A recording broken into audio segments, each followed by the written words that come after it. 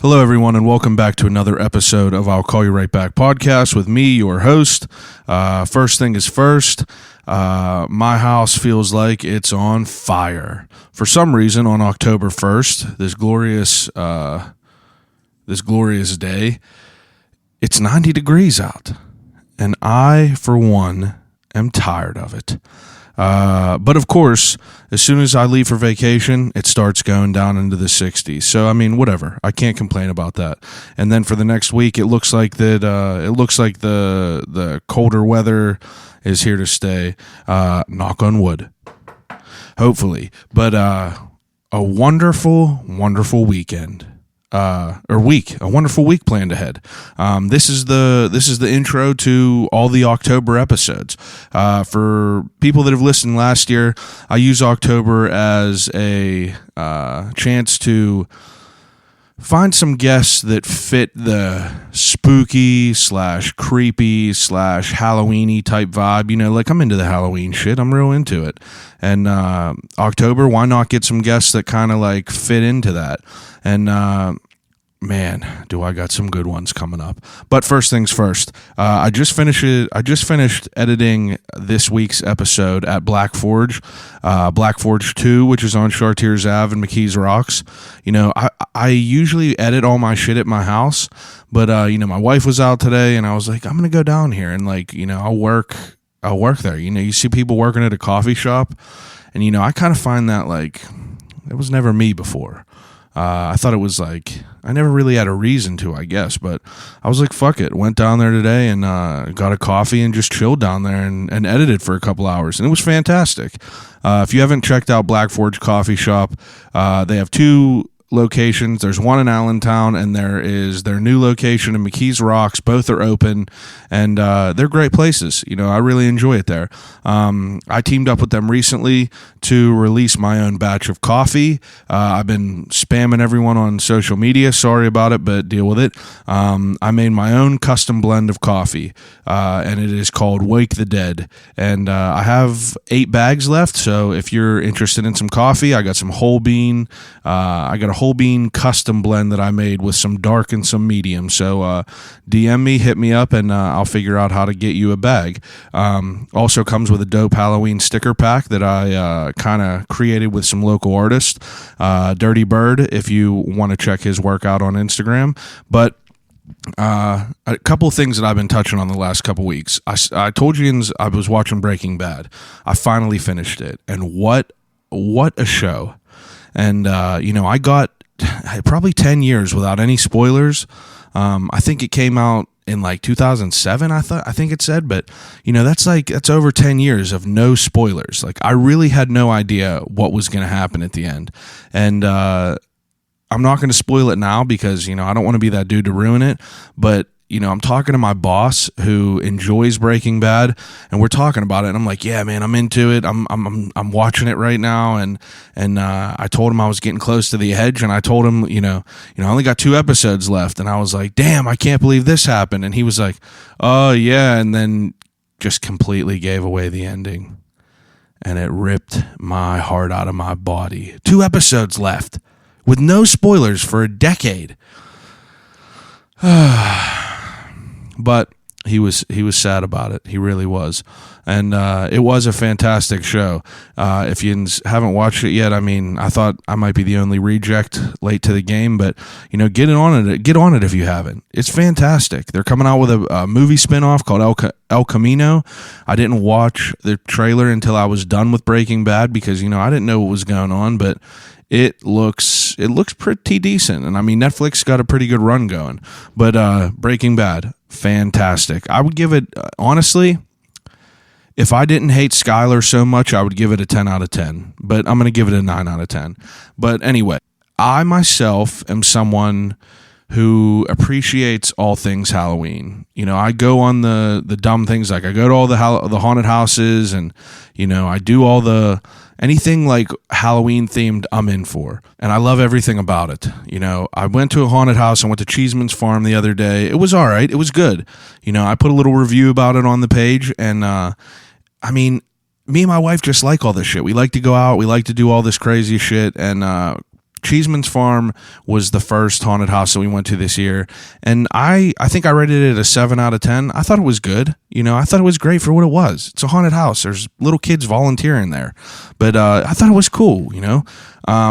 But one thing that I did come up with that I felt that it was a need to bring up to people is I watched this movie with my wife. It was called Haunt.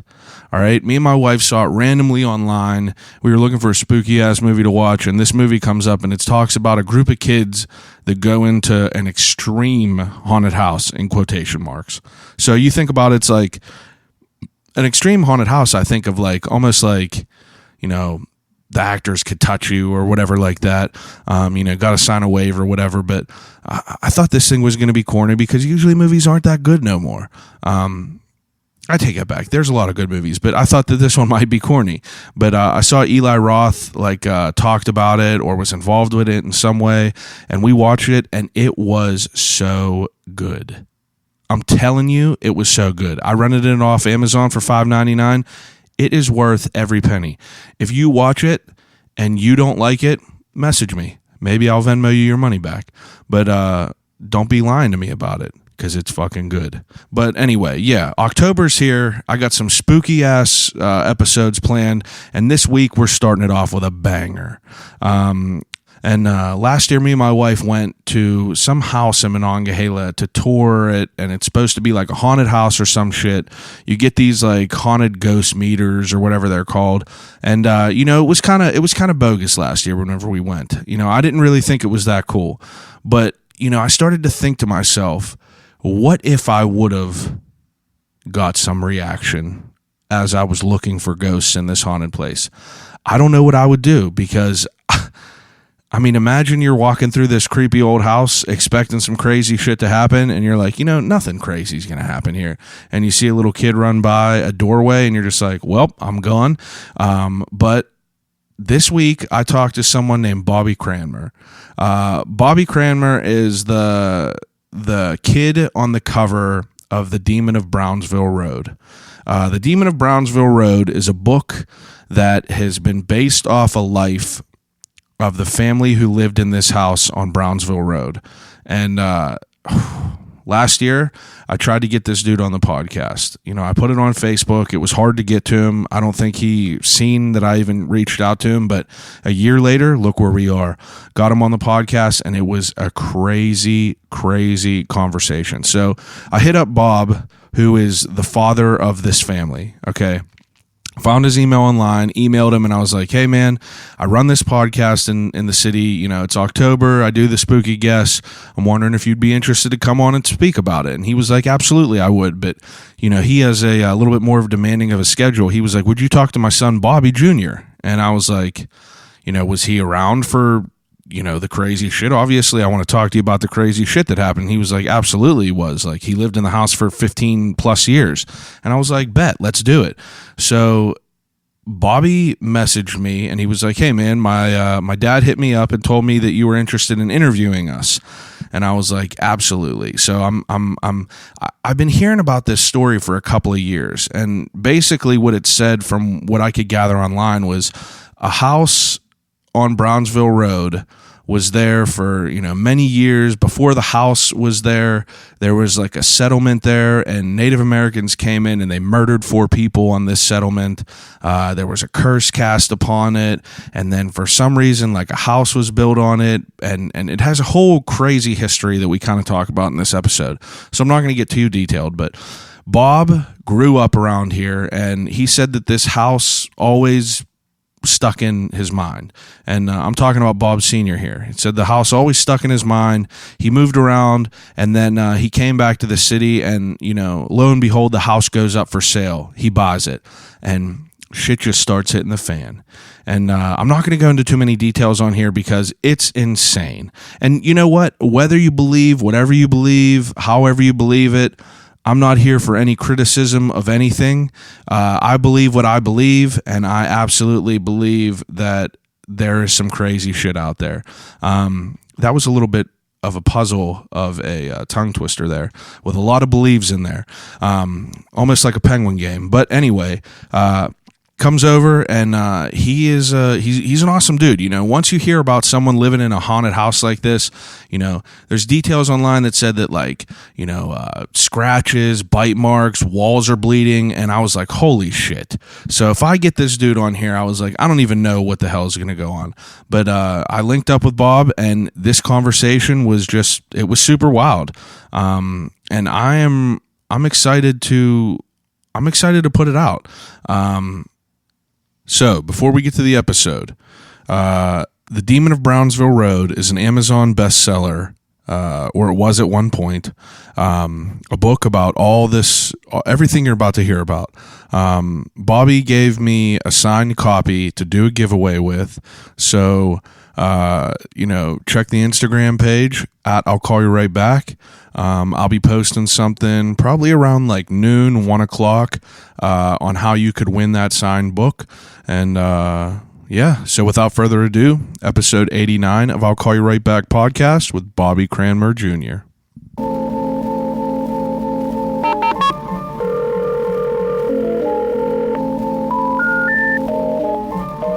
I gotta use the telephone. Hello?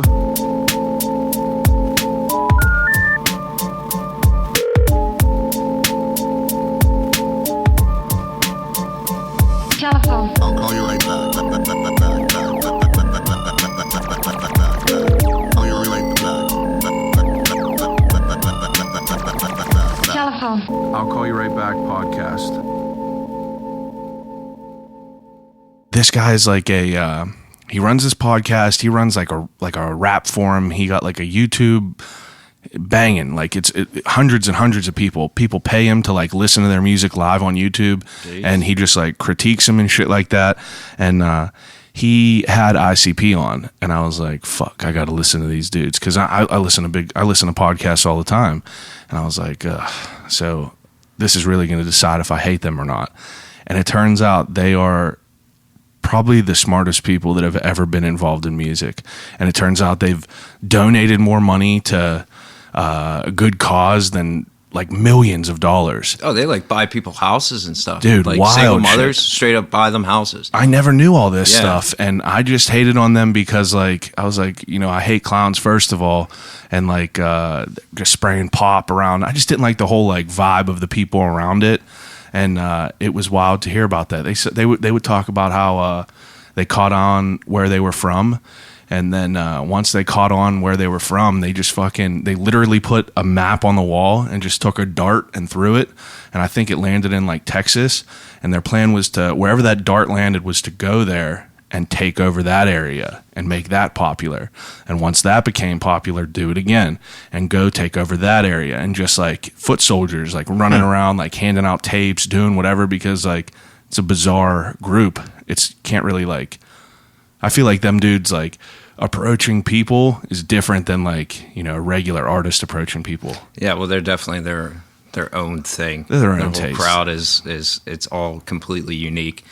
Very, like I said, I get it. Like the Great Malenko's got a lot of good songs on it, and the Amazing Jackal Brothers has a few songs on it. But besides that, like the whole, it's like a cult following. That's exactly it. It's a cult. That's where I like I can't go that far. Like I said, a couple of songs I can get down with it, but I mean, these other people, man, they're like gods to them. And, and like exactly. they go to that gathering every year. And, you ever watch that documentary? Yeah, I've seen the documentary. I've seen my buddies go every year. I watch their home videos and stuff. They've been up on stage and stuff. Oh yeah, they still go every year. Wow, every year they still go, and that's where I'm just like, it would be interesting to go there and like see it. I was watching that documentary, and you just see like, you know, ladies just like sitting there holding babies and shit like that, and you're just like, wow, like this is really like layered a little bit more deep than you would really think. You'd think they're just like, I don't know. It's like it's crazy. It really is one giant family. Like the stories I hear about it, the family.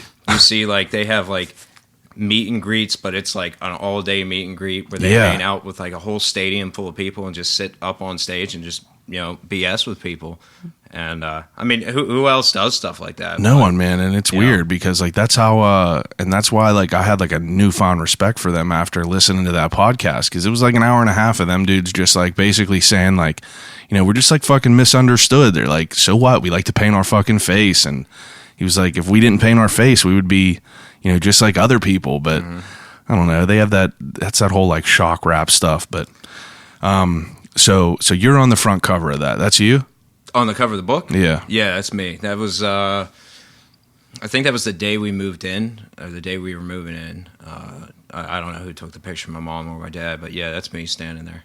That's It's like weird on the book because it's like black and white, but the original picture is like twice as creepy because it's like an old 80s picture and the coloring and everything. It's interesting. Yeah. I try to, anytime like I have people on here, I try to like I try to like research shit and get a little bit like more information of it all. And I was looking at that, and I didn't want to read too far into it or like, you know, get too deep into the details of it, because like I feel that the way I do the podcast, it's more natural if I just like have shit just like come to me kind of. But I was reading about all this shit, and I ended up diving into the old Wikipedia page.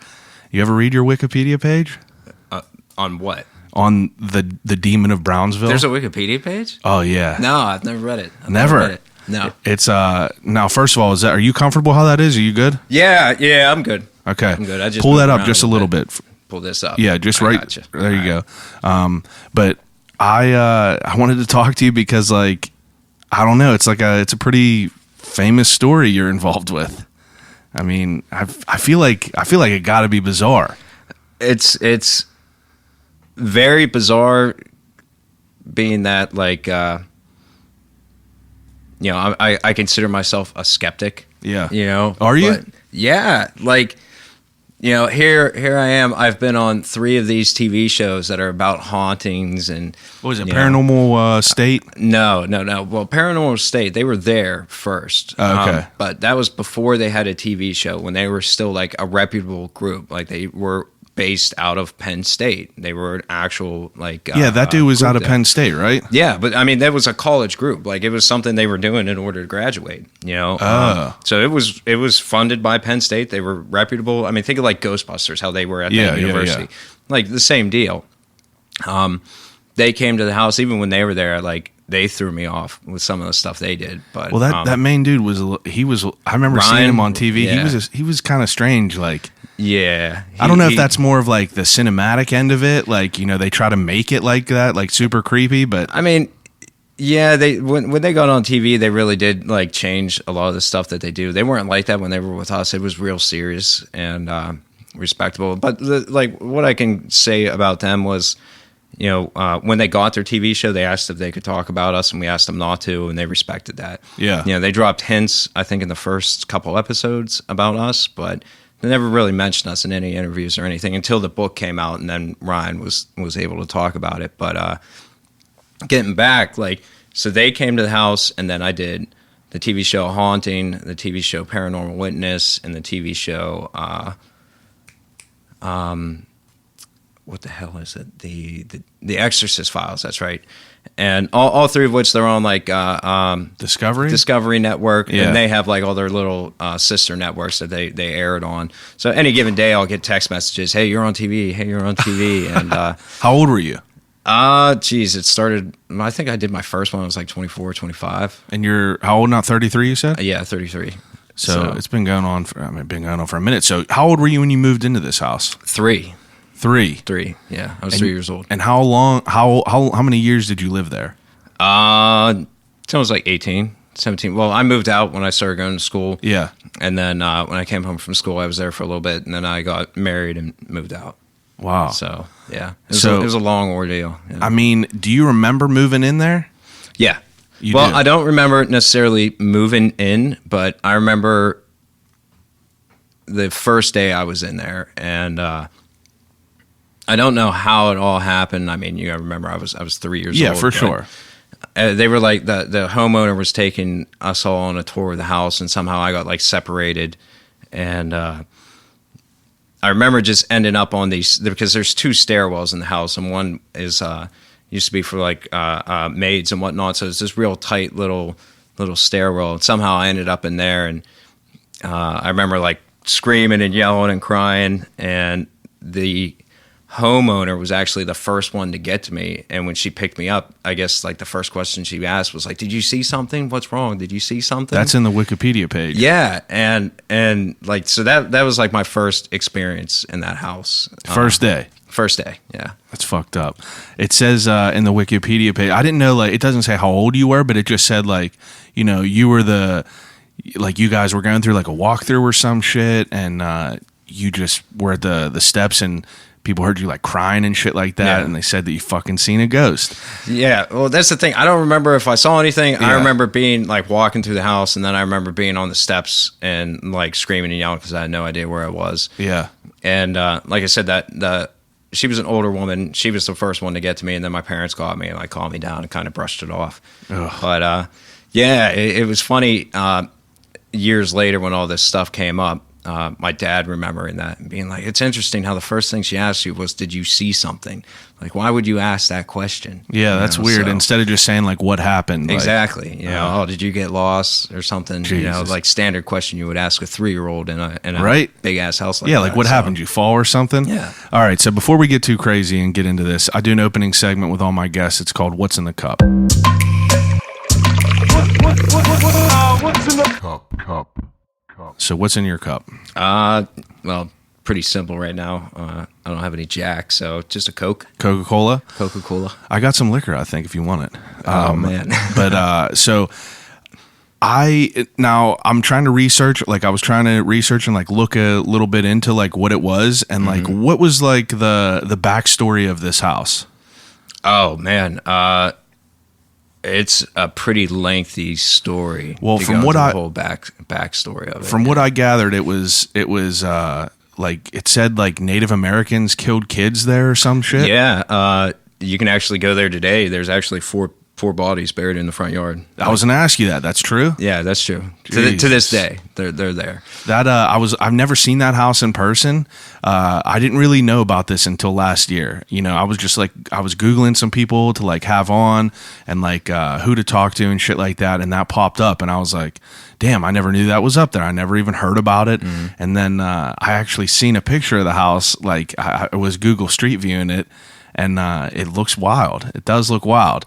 And I started getting into this Wikipedia, and it was like, oh yeah, Indians fucking murdered kids. There's bodies buried in the front yard. And that's documented too. Yeah, that's documented. Like they found a letter, I want to say, that was written to the commander of Fort. I think it was Fort Duquesne at the time. Yeah. And they Fort Pitt. You got to remember at different points in history that had two different names. Fort Duquesne, yeah, I guess Fort Pitt.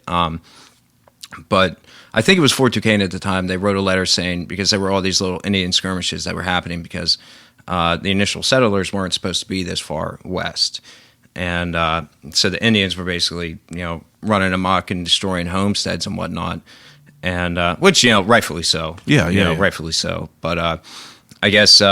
The husband at the time, wife, 3 daughters, and I guess he went to town for a day or so, and he came back and found his whole little settlement that he had destroyed, and his wife and 3 kids dead.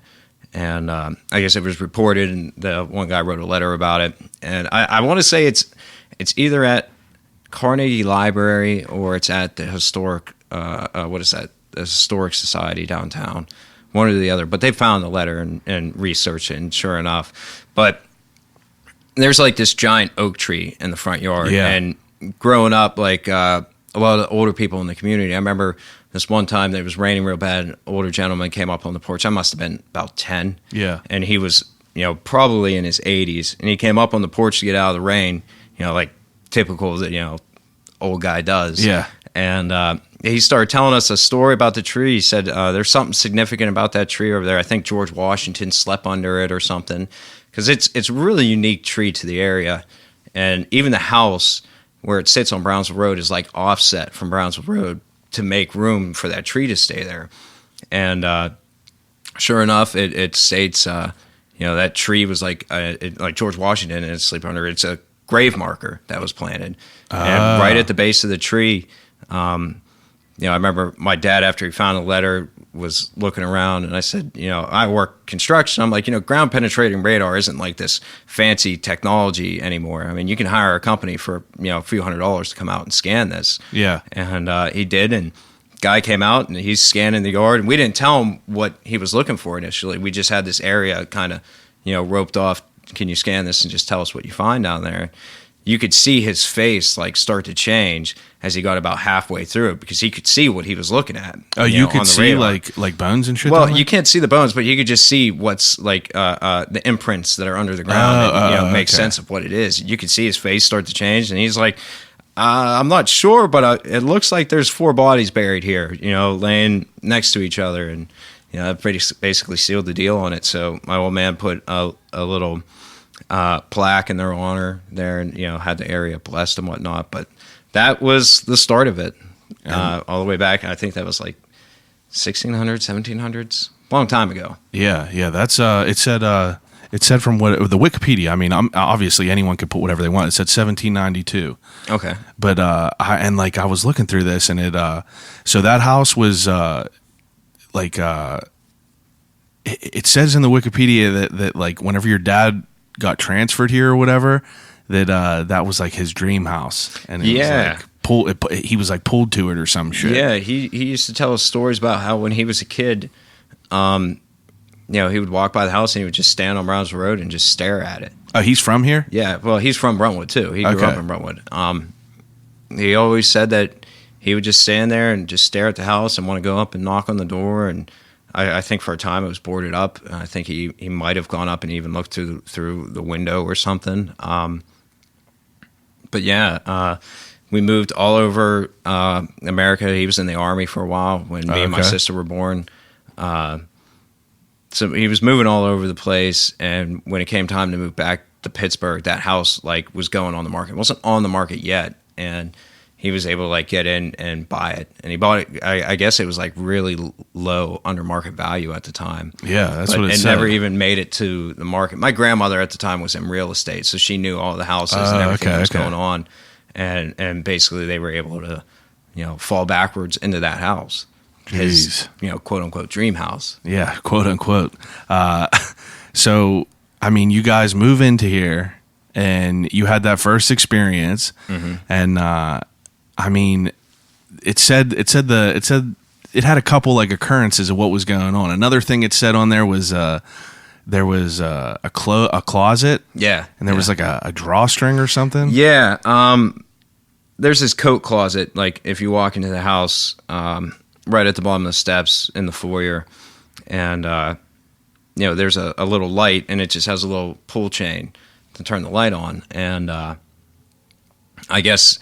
The light would always be on. My dad would always try and figure out what was going on. How was this light on? I shut it off every morning. And I remember him yelling at my mom the one time about it. Like, if you go in here, make sure you turn this light off. Yeah. Typical dad, you touch the thermostat. Yeah. Quit fucking with it. Yeah. Yeah. Shut the lights off if you're not in the room kind of thing. And he'd get angry about it. He'd get mad. And I remember the one time when he started figuring out what was actually going on, he was standing at the door, he opened it, and he shut the light off, closed the door, gave it a second, light turned on, opened the door, sure enough, because you could see under the door, the light just turned on. And he's standing right there. Nobody's going in there. Nobody's doing nothing. The light just turns on when he's sitting there. So, would you say your dad was a skeptic? Yeah, absolutely. I mean, even to like this day, like, that, like I was saying before, I've been on those TV shows. I can't watch those TV shows. I can't watch it. I'll sit there and watch the show and be like, oh my God, that's bullshit. No way. Yeah, I feel the way that they punch it up or like make it like TV ready or whatever. It makes it adds like a corny like haze over everything. Yeah, but I mean, it's just some of these people. I mean, don't get me wrong. I've seen a few where it's like, okay, you can see in the people's faces, like, okay, yeah, something definitely happened to this person. Yeah. But most of the time, it's like, I can't watch it. I can't watch it. I don't know. Yeah, I mean, I don't have cable, but whenever I did have cable, those were not something that I would like gravitate towards. Yeah. But nothing ever really like felt genuine. But like, who am I to ever like question someone's accounts of whatever's going on? And I mean, it said, like reading into this, it said that like your dad was involved in politics and shit like that. And it brought up a fair point. Like why even bring all this shit up? If anything it would make him look nuts maybe or some shit. Right. Yeah. Well, that's the thing. People always, I run the Facebook page for the book and deal with a lot of the PR stuff. And, I see all these people say stuff. Oh, he did it for money. Oh, he did it for money. I'm like, are you stupid? Have you not seen this house? Like, he didn't just fall into this house like because of a book or anything like that. Like he worked for AT&T when AT&T basically like owned the world. Like they were one of the biggest companies in the world to the point where the U.S. government went in and broke them up because they started to be considered a monopoly. He had all kinds of Fortune 500 clients, Fortune 100 clients, people that he dealt with directly. And before that, he was an officer in the military, a pretty high-ranking officer. There used to be a military reserve base for the Army down on 51, and he was the commander of that. Oh, really? So, I mean, he had his stuff together, which was it's a big reason why this took so long, because he was in such denial of it. For so long. Like, oh, that's not happening. You're hearing things. You're nuts. Like, forget about that. Did he know anything about the history of the house whenever he bought it? No. He didn't know anything about the house until everything opened up. And then he started researching the house. And that's when he figured all this stuff out, finding all the documentation and all this other stuff about it. There was always local legends about the house that you would hear. I mean, everybody in Brentwood, at least my age and younger, has probably heard stories about this doctor that lived in the area and did stuff. But it wasn't until he researched the stuff that he was able to track down who this guy was, where he worked, what his story was, and how that all happened. But yeah, like he where was I going with this? I was going to say, he was pretty reputable. He had money. He was fine. He didn't need anything. The book, if anything, would be more detrimental to his career, because his whole career is him. He sells himself basically. And if he's a bullshit kind of guy, nobody's going to work with him. Yeah, exactly. So I mean, and it wasn't just him either. There were a lot of other high-ranking political officials from the city of Pittsburgh that were involved in this. People who were friends of his that we grew up with. Former Mayor Tom Murphy. Who else? The county. I don't want to say. He was like a collector or something like that.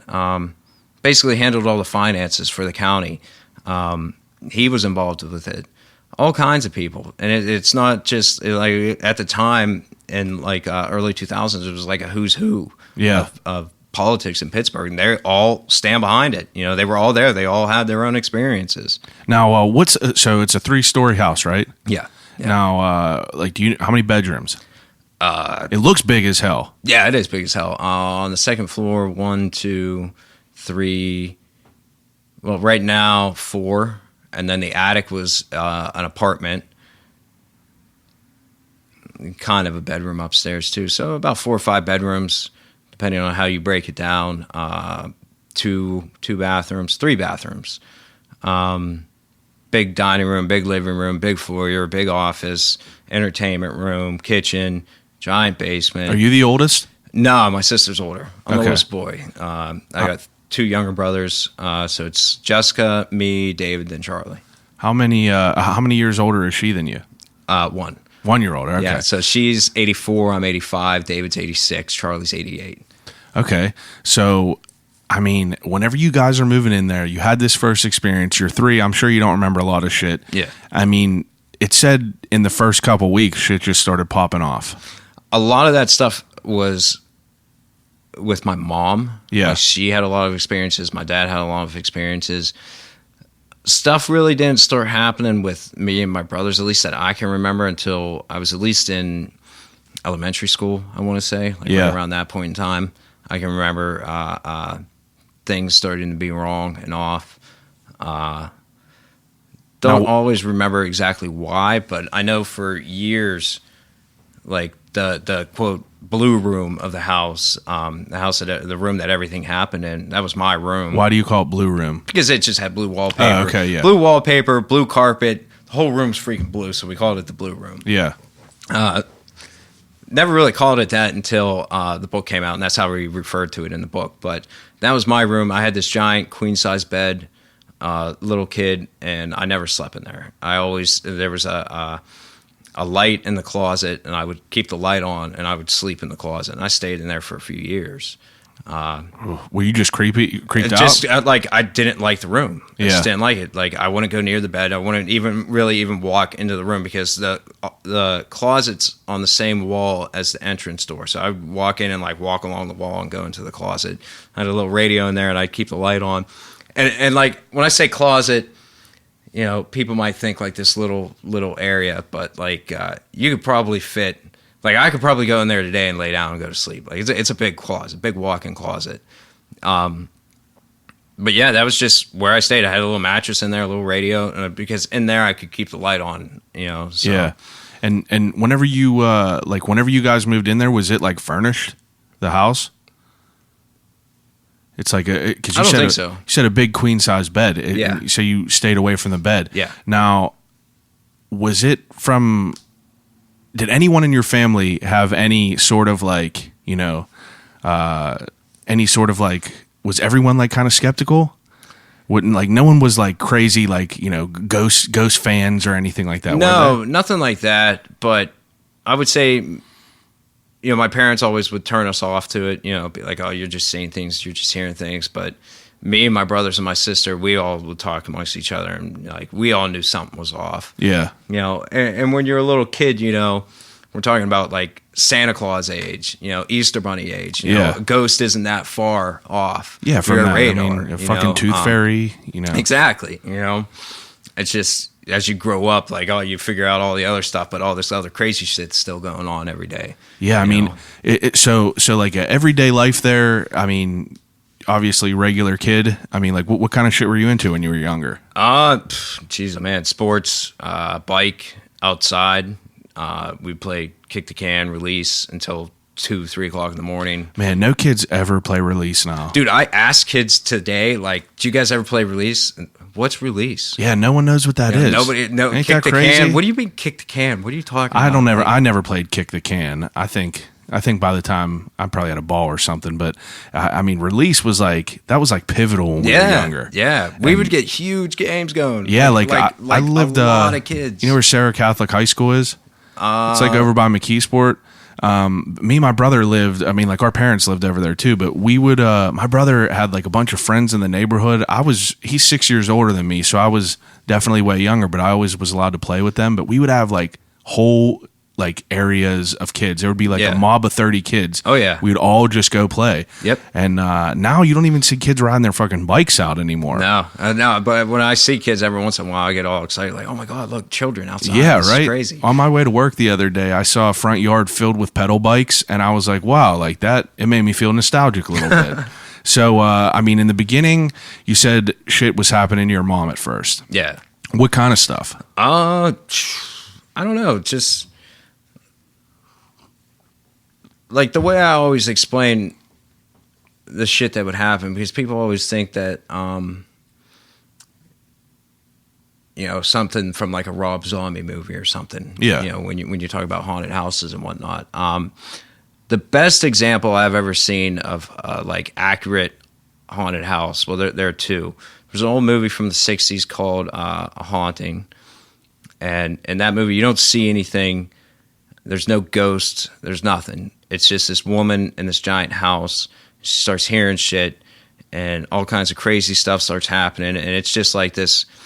It like breaks you down mentally. Like, it's hard to describe, but like you turn a faucet off and you turn around and the faucet turns back on. You're like, oh, and in your head you're like, oh, I must not have turned it off all the way. And that stuff just keeps repeating and repeating and repeating. You know, you turn a light off, light turns back on. You know, you close the door opens. You walk into the kitchen, every door in the kitchen's wide open. You're hearing stuff. You know, you hear a moan. You're in the house by yourself. You hear somebody walking around upstairs, like footsteps, prominent footsteps walking through the house, and you get terrified because you think, oh my God, there's a burglar. You're about to call the cops. Yeah. Then you hear the footsteps come down the steps, and you can tell by living in the house that it's standing on the last step. You look over, there's nothing there.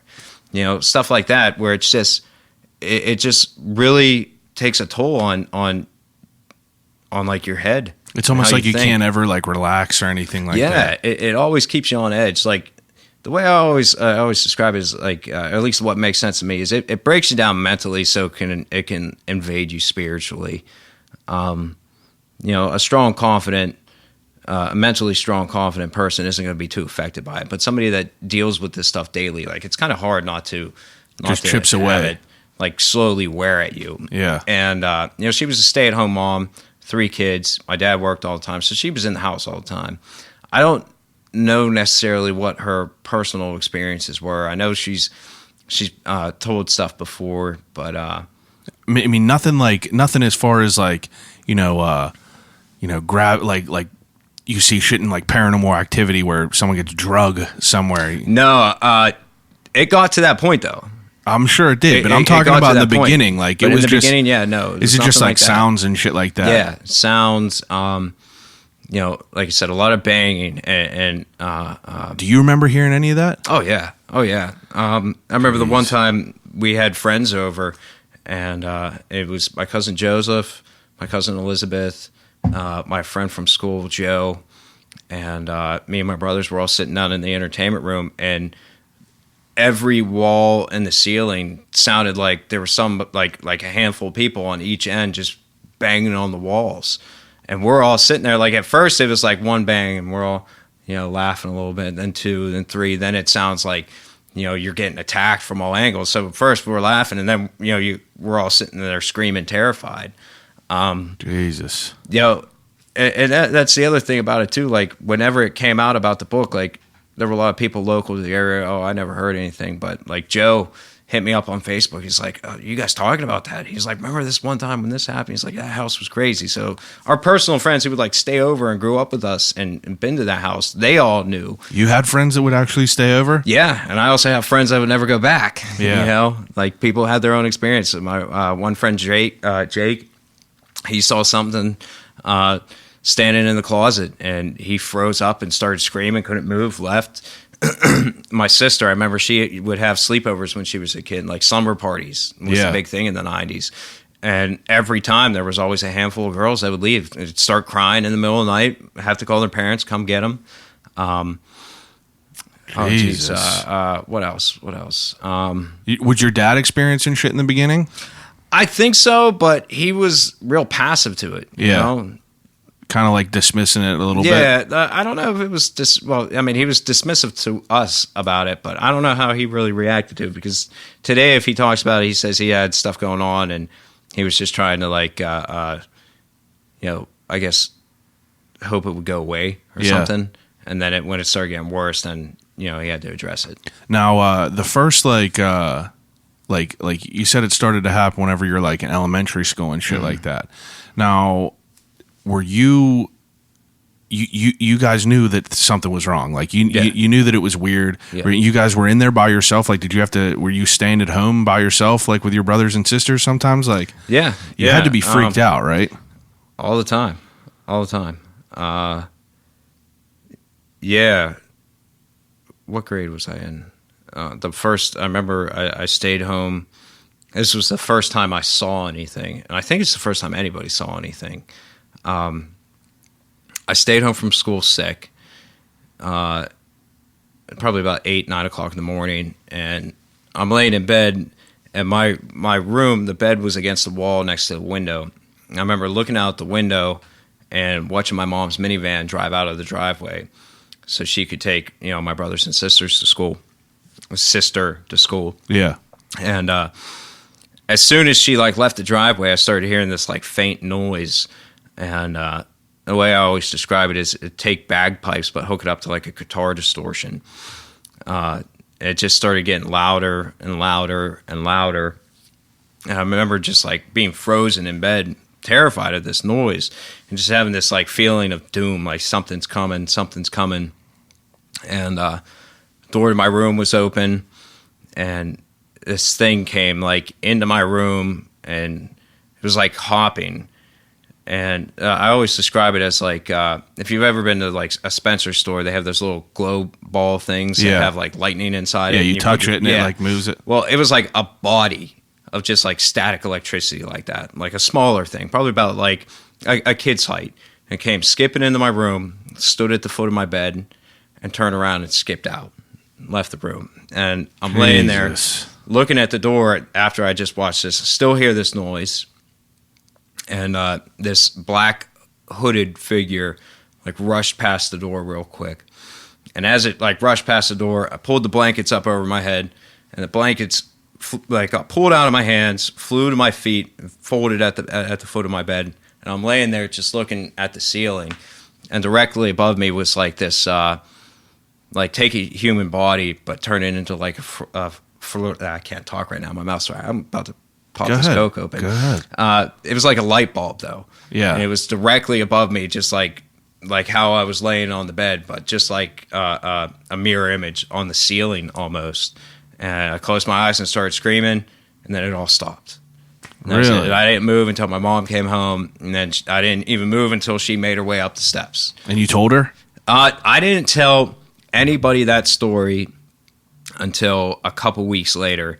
I was spending the night at my Aunt Susie's house, and I guess she could tell something was off because we were watching the movie Spawn. Spawn had just came out. Fire movie. Yeah, and I guess she knew something was off. And she sat me down in the kitchen and just started grilling me like about the house, asking questions and questions and questions. And finally, I broke down and told her. I told her what happened. I made her promise, don't tell anybody. Please don't tell anybody. And sure enough, she called my grandma, told my grandma. My grandma called my parents, and then the whole thing was out there. Jesus. And you like this was your experience. Like, did your brothers and sisters have anything like right then and like around that same time? Not at that time. I know my brother David had one similar to that, but he was probably I want to say 15, 16 when it happened to him. Oh yeah. But his wasn't like as terrifying. Excuse me. He was like taking a nap on the couch, and he saw something. That black hooded figure walk through the dining room into the kitchen, and he got up and midday walked into the kitchen and was like, who just walked in here? Who just walked in here? And my mom always sat in the kitchen and watched TV. Like, what are you talking about? Nobody just came in here. I just saw something walk in here. There's this big guy with a black hood on. Who was that? There's nothing here. And then my sister had a couple of experiences where she had like a line of people standing at the foot of her bed, Jesus. Looking at her. Woke up in the middle of the night, and there's all kinds of people there. Now, whenever you had this experience of you in your bed, and forgive me, I know it's hot in here, but that AC is so loud. So, I mean, whenever you had this experience, was it you felt terror? Oh, terrifying! Yeah, absolutely terrifying. I don't know how you don't. Like, I don't know how you don't. Like, I mean, it's so hard to describe it. Like. It's still fresh in my head. I can still see everything as if it just happened like 20 minutes ago. Were you like a fan of like horror movies and shit when you were younger? No. And here's the thing, like my dad was a real prominent Southern Baptist. I mean, when we lived in Virginia, he was literally a preacher. So if it was rated like I think PG-13 and above, like we weren't allowed to watch it. My cousins were allowed to watch like Freddy Krueger and Friday the 13th and all this stuff. We weren't allowed to. Yeah. I remember at one point they actually even had a sign on their entertainment center, like if Uncle Bobby is here, you're not allowed to watch these kind of movies. They were all allowed to watch it. We weren't allowed to watch it. So it was like Disney movies and nothing, and like but nothing that's the Karate Kid and Rocky. Those we were are like good ones. raised by those movies. Bloodsport? Nope. No. Nope. Man, I guess Bloodsport's probably a little bit too intense, but like, so I mean, you have this like you have this first experience, and like, I mean, I feel like if that shit would happen to me, like if that would happen here, I feel like I would not be able to be here. Like realistically, I feel like I would not be able to live here. We've been looking for houses recently, and I've been asking realtors. Like, but I know that's what I was going to bring up. It's like I asked, as I'm looking through houses, I'll straight up ask a realtor, like, I asked this lady, "Are you allowed to tell me if this house is like haunted or anything like that, or if anyone died in here?" I'm pretty sure they have to disclose that. They have to disclose if people have died in there, but they do not have to disclose anything about it being haunted or anything. And I think that that's just in PA. I think that that's a rule in PA. I think that other places you do have to. And I was trying to look it up, and on the internet you get 95 answers, and you can't get like a clean cut answer. But so. You're growing up in this house and shit like that, and like how often are these experiences, whether they be sounds or whether they be seeing crazy shit? I would have to say daily. Oh, really? Daily, yeah. Jesus. When I eventually moved out of the Blue Room, I moved into, there was this real tiny room down at the end of the hall that used to just be like for the maids, like linens and things like that. Real small room, big enough for like a twin size bed and a dresser. Yeah. But I'd say about 5 feet up, there's this real big window, like 4 foot tall or 4 foot by 3 foot window. And it's right on Brownsville Road. So at night, when cars would drive by, I could see the light from the like car the glare go across the wall. And every night at a certain point in time, there would always be a shadow of a guy standing in the window from like the waist up, just standing there. And I could see he had like a little like 1920 style bowler hat on, and he would just stand there. And I remember just laying there every night in bed watching this shadow go across my wall like every night. And then I remember eventually getting the courage and standing up and looking out the window, and sure enough, there's nothing in the window, but I'm seeing this shadow in the window going across the wall. And that's terrifying as well, I'm sure. That was like every night. Yeah. Every night until eventually ended up getting a TV from a flea market, like one of them big like block TVs. Yeah. And you just sat down and putting it in there and just keeping the TV on every night. Yeah, just like white noise kind of keep it away. What was the big thing that was always on? Those classic like classic, not classic rock, but like Beach Boys and all the pop from the 60s. Selling those albums that you would sign up for. Yeah, like watching those all the time. QVC or whatever. Yeah, whatever those things were. You buy one and then they send you 30 and never stop. Whenever I was younger, if I would watch like my parents were kind of open with this shit. My brother's 6 years older, so he would always bring horror movies in. I was watching fucking Halloween whenever I was way too young to be watching it, so I would scare myself to death, and I would just go in my room and put on a Disney movie, Aladdin and shit like that. Yeah. And just let it play loud, just to kind of keep them crazy weird thoughts out of my head. Mm-hmm. But so you moved out of this Blue Room. Did you move out because you were scared of the room? Yeah, I just needed to get out of there. Yeah. Moved out of the room and moved down the hall, and all kinds of stuff was going on down there. Was it better down the hall besides for that guy No, there? this was at this point it really like grew into like the whole house. Yeah. This is when it really like took over, like right around then. How old were you think? 8th, 9th grade. Oh, okay. Right around that age. Seems about right. Yeah. And was your house like it was known in the town? Was your house known as like a haunted house? I don't think so. No? I don't think so. Oh, okay. I know that there was always there was another house on Brownsville Road right up the street from us, and they had instances too. Oh, really?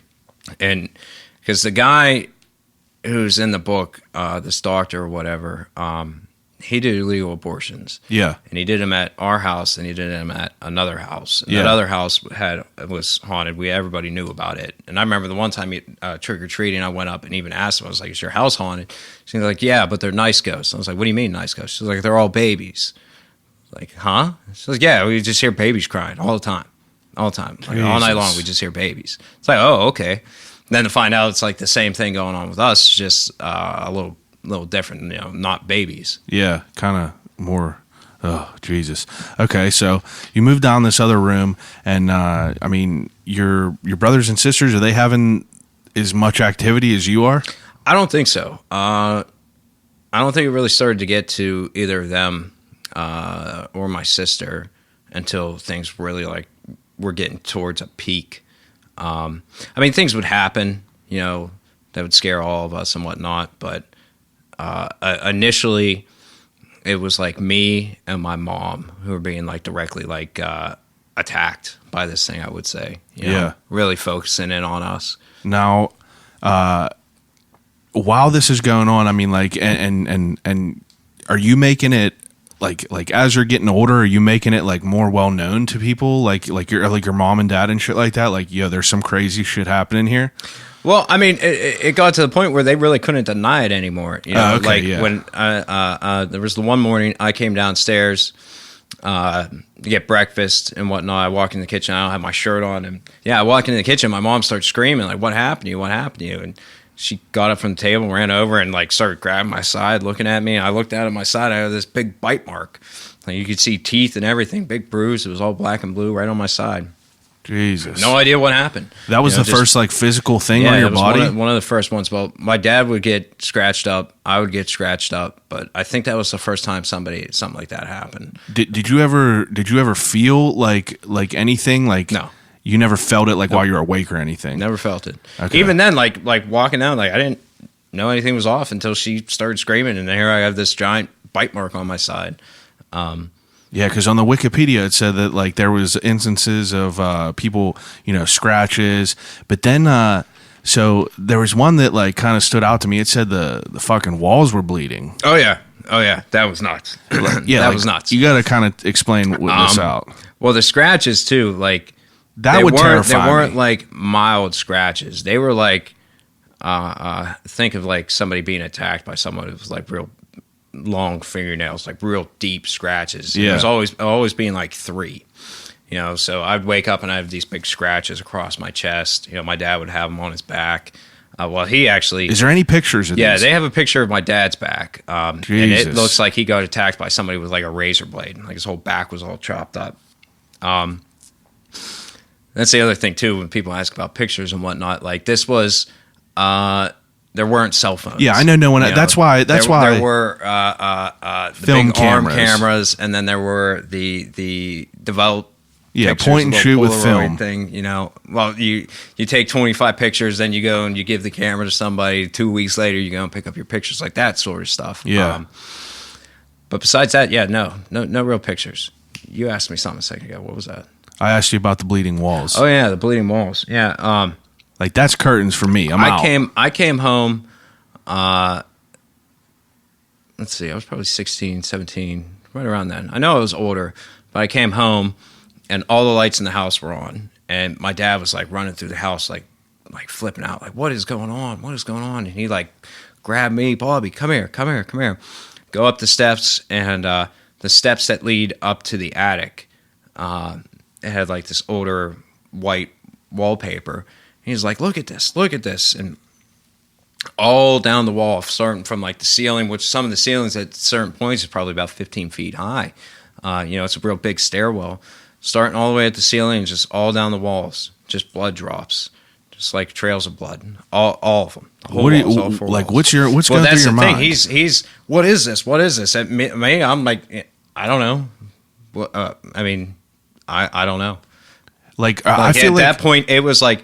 It was so normal, all this craziness, that it's like, of course the walls are bleeding. That's what I was just going to ask you. What do you think? Like, and he was like shocked, like blown away by it, because that's that second stairwell I was telling you about. Because that leads all the way down to the first floor, and sure enough, like from the 3rd floor all the way down, and then it eventually spread out into the main foyer hallway where the main steps are. That all got covered with it too.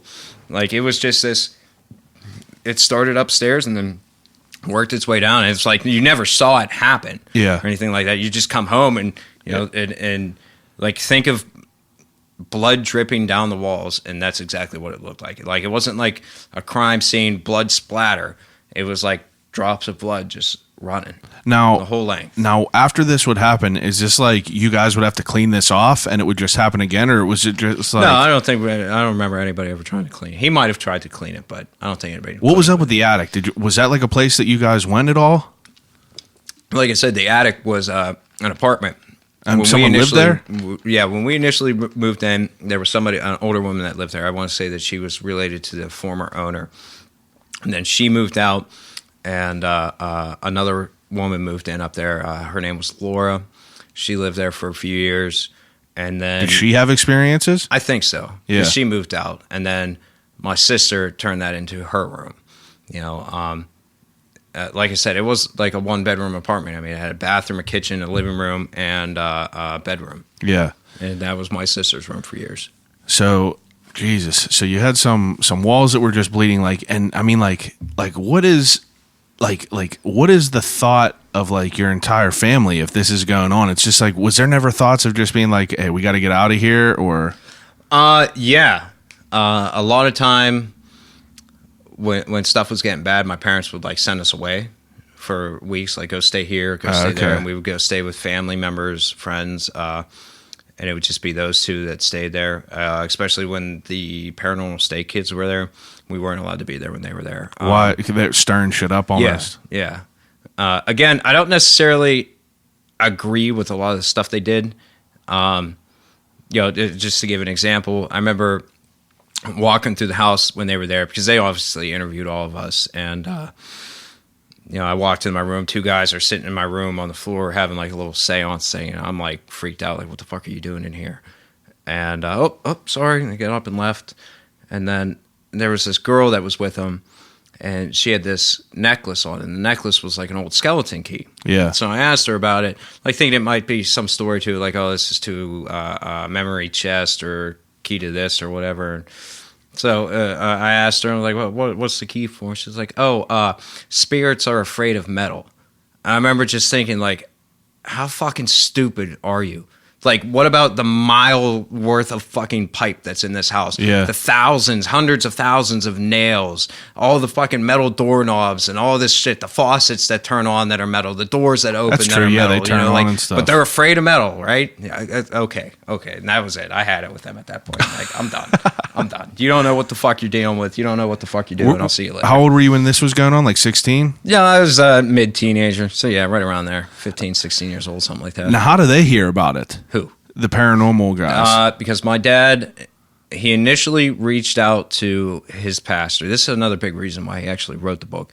He reached out to his pastor. At the time, we were going to South Hills Baptist, and the guy, like, brushed him off. Yeah. He said, hey, I'm having all this crazy shit happen. You know, what do you think? Is there anything we should do? And the guy, like, blew him off. So he went and talked to his close friend at the time, who was Tom Murphy, the mayor. Yeah.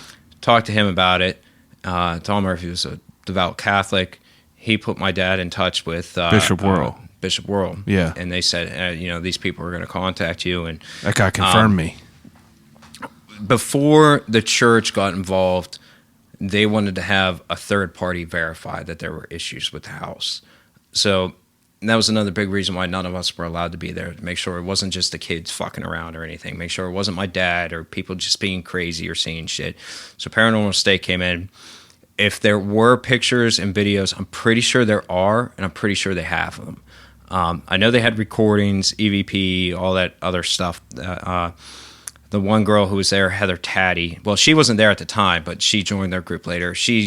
I still talk to her and stuff. She has said stuff about videos and pictures from the house when they were there. I've never seen them. Yeah. But that they verified that there was actually shit going on for the church, which got the church involved to step up and start the process of having an exorcism done. Jesus. Okay, so now, in the midst of all this shit going on, did you ever hear like any, like, was there any communication or anything like that, as far as like, you know, hearing like voices or anything, or was it just pretty much like noises? I think it was just noises. Yeah. I don't really remember ever hearing anything. Did you ever have pets? Yeah. Had a dog, Sandy. Had a cat, Toby, and my sister got Toby when she was in 5th grade, and Toby just died, I think, like 2 or 3 years ago. So, oh, really? Yeah, Toby. Cats Toby are fucking crazy. Toby dude. lived to be about, I think, like 23 or 24 years old. My grandma had a cat that was black. Its name was Raisin, and it was so old that the blackness of its fur, like, it had like an orange tinge to it. It was so old. Wow. Yeah, I think it was like 21 maybe. And Yeah. it was just like, it was fine. It would just go out, come back, go out, come back. That was Toby. And now, what was the animals like while this was going on? Because, you know, you read shit, people say that animals could like see, you know, whatever. Yeah, well, Toby's nickname was Cleopatra because Toby thought she was queen shit. So Toby never really dealt with anything. Yeah. She was definitely comforting though. Because I remember whenever shit was going on, she would start sleeping in my room. You know, she was my sister's cat, but she would always stay in the room of whoever was dealing with stuff. Sandy definitely saw stuff. Sandy was our dog. What kind of dog? He was a little Cocker Spaniel mix. Okay. Tiny little dog, but I mean, he would chase the thing around the house. You know, he definitely knew what was going on. There's actually a picture of him in the book that my dad took when all the stuff was going on. That's when he got cameras and started taking pictures. Yeah. In the book, there's actually a picture of him, and there's all kinds of like smoke and stuff in front of the dog that you can see. It's real creepy. It's almost like somebody took a hit of a cigarette and blew it in the camera just as the picture was being taken. It's a real weird picture. But he would get what my dad would call like this 1,000-yard stare, where he would just sit there and like stare at something, and you could tell that that's where the thing was, because it stunk too. Like what? Like sulfur, like eggs, this bad smell, and it would just like. It would move around the house, like it was stationary. Like it wasn't if just it was like over all there in in the house. corner, and you went to walk through the door, and you could smell it in that corner. And then you go to like look, and next thing you know, it's over here. The stench like moved, and that's how they kind of like when they did the exorcism, they kind of like would chase this thing through the house like that. Now, did you ever, like, while this was going on, did you ever like try to speak with this thing? Or, I mean, well, first of all, let me put a pin on this. So did you like have, I mean, like, did you try to like were you like, are you a religious person? I'm religious to a degree, yeah. Like sure. Back then, like, did you try to like, you know, like pray, like all this stuff? Dude, that's the thing. Like I mean, praying fucking works. You know, like I don't go to church. I don't follow any religion, but praying absolutely worked. Like you wake up in the middle of the night and some of the shit that's going on, and I remember one of the priests who was involved at the time be like, if that happens, just start praying, pray out loud. And sure enough, you do that. The shit that's going on fucking stops. It's the weirdest fucking thing, man. So it's the weirdest thing. You just start saying it out loud. Sure enough, whatever the fuck's going on, it ends. And was there any, like, did you ever have an idea of what this like entity was? Like, did you know? No, I just knew whatever it was bad. Yeah. It was real bad. And was it multiple, do you think, or was it? I think there was more than one. Yeah. I think there were definitely a couple. Kind of glad you didn't really read the book, because that's why I didn't want to. I didn't read the book either, believe it or not. I didn't read it well, either. it's not that I didn't want to like read it. It's just like I feel like that would like kind of throw it off a little bit. That would throw off it, like I don't want to like have like a however you want to rehearse the story. You know what I mean? The thing is too, like the you know, there was 6 people that lived in this house for 20 some years. Yeah. You know, or whatever, however long I was there, 15, 16 years, whatever. And every one of us have our own stories. Yeah. You know, the book details my dad's viewpoint on it, and we all have our own viewpoints. Yeah. You know, he's doing something with the house today, and I don't agree with it. Like, if it was up to me, like, I'd burn the fucking house down and just like pour salt on the land. Like, to this day, I hate going there. I hate taking my kids there. I hate being there. I go there, but I don't like it there. I don't like it. I don't like being there by myself. Does your dad still live there? Yeah, my dad still lives there. That's his house. That's his house. Yeah, he lives there. And Jesus. Yeah, if I go there and he's not there, like, I don't go walking through the house. Like, I if I have to pick something up, like if I borrowed a tool or I'm getting something, yeah, you know, it's always either right there in the kitchen. I'll just get what I need and I leave. I don't go through the house. I don't hang out there. Yeah, fuck that. Now, did you ever try to communicate? That's why I kind of laughed before when you asked that. Yeah. Me and my brothers would fuck with it. We'd fuck with it. Like, I got to the point, like, I remember one instance where something was going on, and me and my brother going over to the light switch and flicking the light switch off and on, like, ooh, this is so fucking scary. You're fucking retarded or something like that. Like, just like talking shit. Like, because at the time, I mean, there was nothing else you could do. You were defenseless against it. So a way for us to like take a break was to like poke fun at this thing. Yeah. You know, just like take a jab back and then get like tortured later that night or something. I don't Yeah, remember, did you ever notice if that was like that would like stir it up or anything? Oh yeah. Okay. Oh yeah. But I mean, at that point, it was already like a full blown like it was fight already happening going on in the house. You know, you'd hear, you know, people screaming. Like my dad would like like be yelling prayers and like literally like if you've ever seen that show with what's that guy's name, Zach Braff, or whatever. Like he sounded like that, like literally trying to like call this thing out, like calling it a coward and all this stuff, like trying to fight it. I would say, you know, like. Did you guys have like religious artifacts in the house at all? Oh yeah. Crucifixes everywhere. Now were those like did those get like, you know, tossed? Destroyed. Really? Not just like tossed, like oh it fell over. The one guy, Kerry, he walked into the house and he had rosary beads in his hand. And when he walked in, they just like fell apart right in his hand.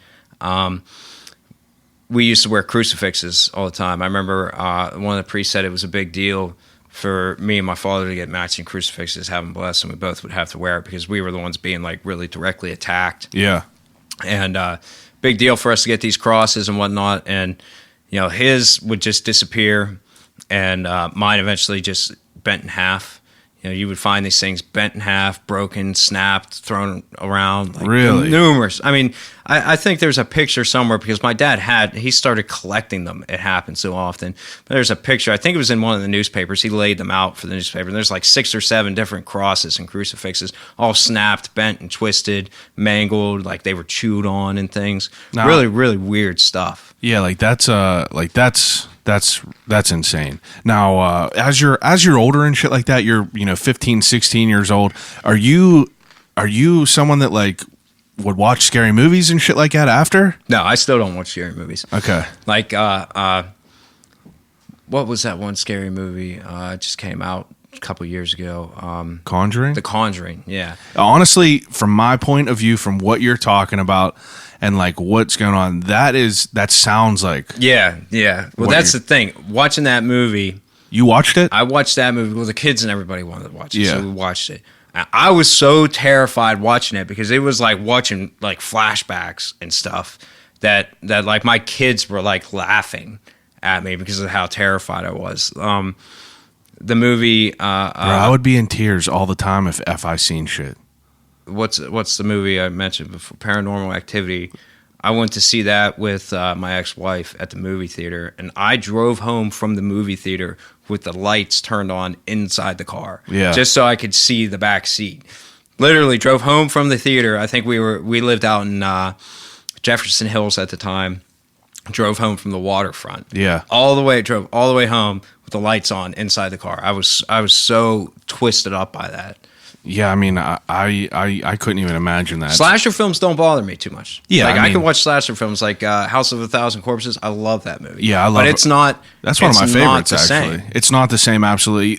I could watch like any sort of like Scream, like Michael Myers, any of that shit. But whenever it becomes like ghost type shit, demonic type shit, that's whenever I start to get real scared. But I'm still the type of person that like, I take my wife to go on ghost hunts and, shit like that. We went to some place we went to this place in Monongahela last year. It was, I can't remember the house it was called, but it was supposedly like, haunted and shit like that. And they had some people that came in with some EPM readers and whether or not they were credible or not, I don't know. But, like nothing really happened there. And I don't know if I'd even be able to take if I would see something, you know what I mean? Like that, like it's fucked up. But, I mean, I don't know if I could like, everybody always wants to go to this like haunted asylums or whatever. Like, no way. Like you would have to pay me some serious money to get me to go and like spend a night somewhere like that. Oh, I would never, like, I would never sleep anywhere. I hate going to those things. Like, I just want nothing. I avoid it. The weirdest was you ever see Shawshank Redemption? Yeah. So I took my wife to Mansfield Penitentiary in Ohio, and that's where they filmed it. And it's supposed to be haunted and shit like that. And there was a haunted house in there, like like actors and shit in there. Yeah. And as we're walking through there, these motherfuckers are sitting in the cells and like running out at you while you walk by. But like, I would never be able to do that. I would never be able to just like sit in the dark waiting for people because like I'm the most afraid person of all kinds of shit. Backyard, if it's dark, like I gotta have my fucking headlamp, You know what's interesting to me is like whenever I was younger, I was in Boy Scouts and we went to Gettysburg. And whenever we were in Gettysburg, we camped there. We camped in one of the battlefields or some shit like that. And I swear on everything that I heard shit like, you know, people talking and stuff like that. And I never thought of anything above it or anything about it because I was super young. But then years later, I watched some of them TV shows and they say it's like one of the most haunted places in the world. Gettysburg's a real crazy place. I know a lot of people, you know, since the book's come out, I go to a lot of conventions, meet a lot of people, and do a lot of things regarding the book. How many years now? 5 years? It come out 2014. 14, yeah.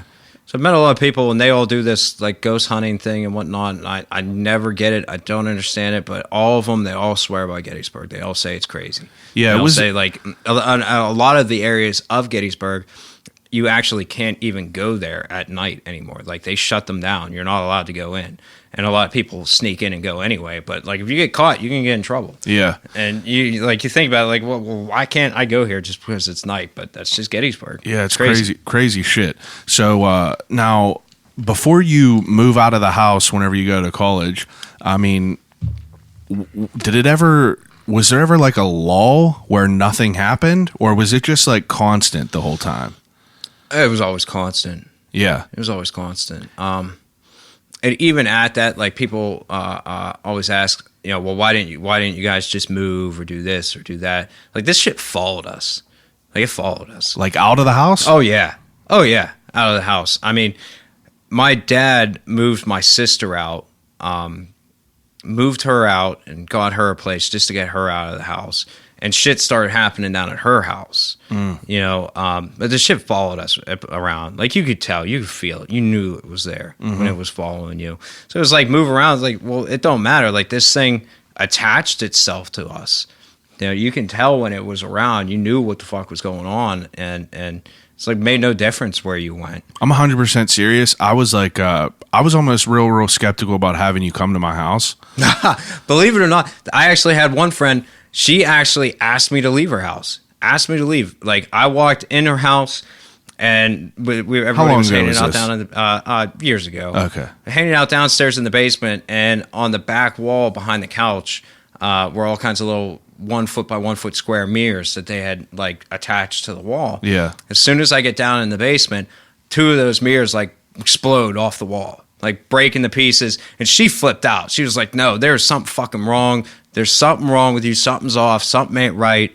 And like terrified the shit out of her. And it was like, I think a couple days after something had happened, and it was just real weird. I'm like, you know, okay, that's fine, whatever. Now, I mean, so it said in, go ahead. My friend Sammy too.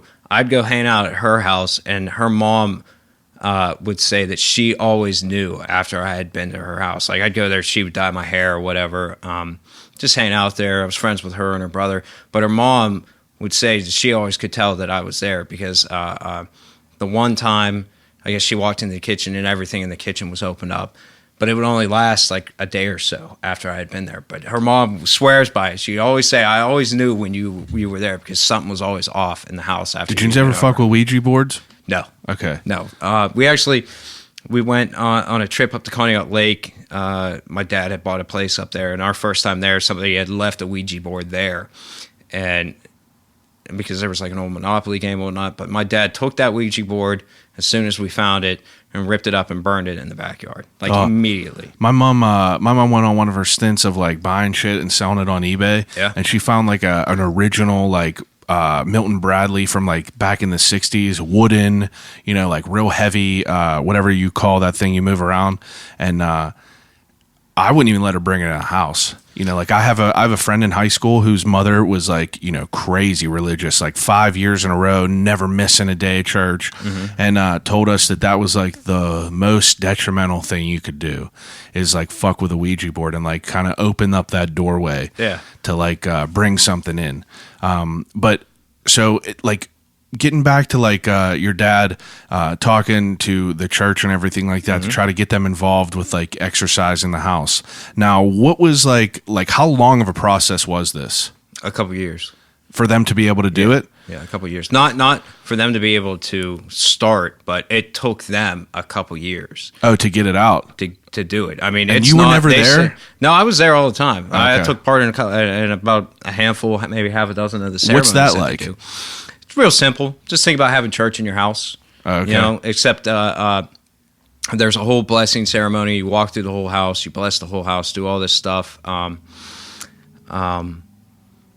Basically, just walk around the house saying prayers and they write the symbols above the doors and shit like that. Stuff above the doors. What is that? Do you know what that is? It's just a blessing. Okay. Just blessing.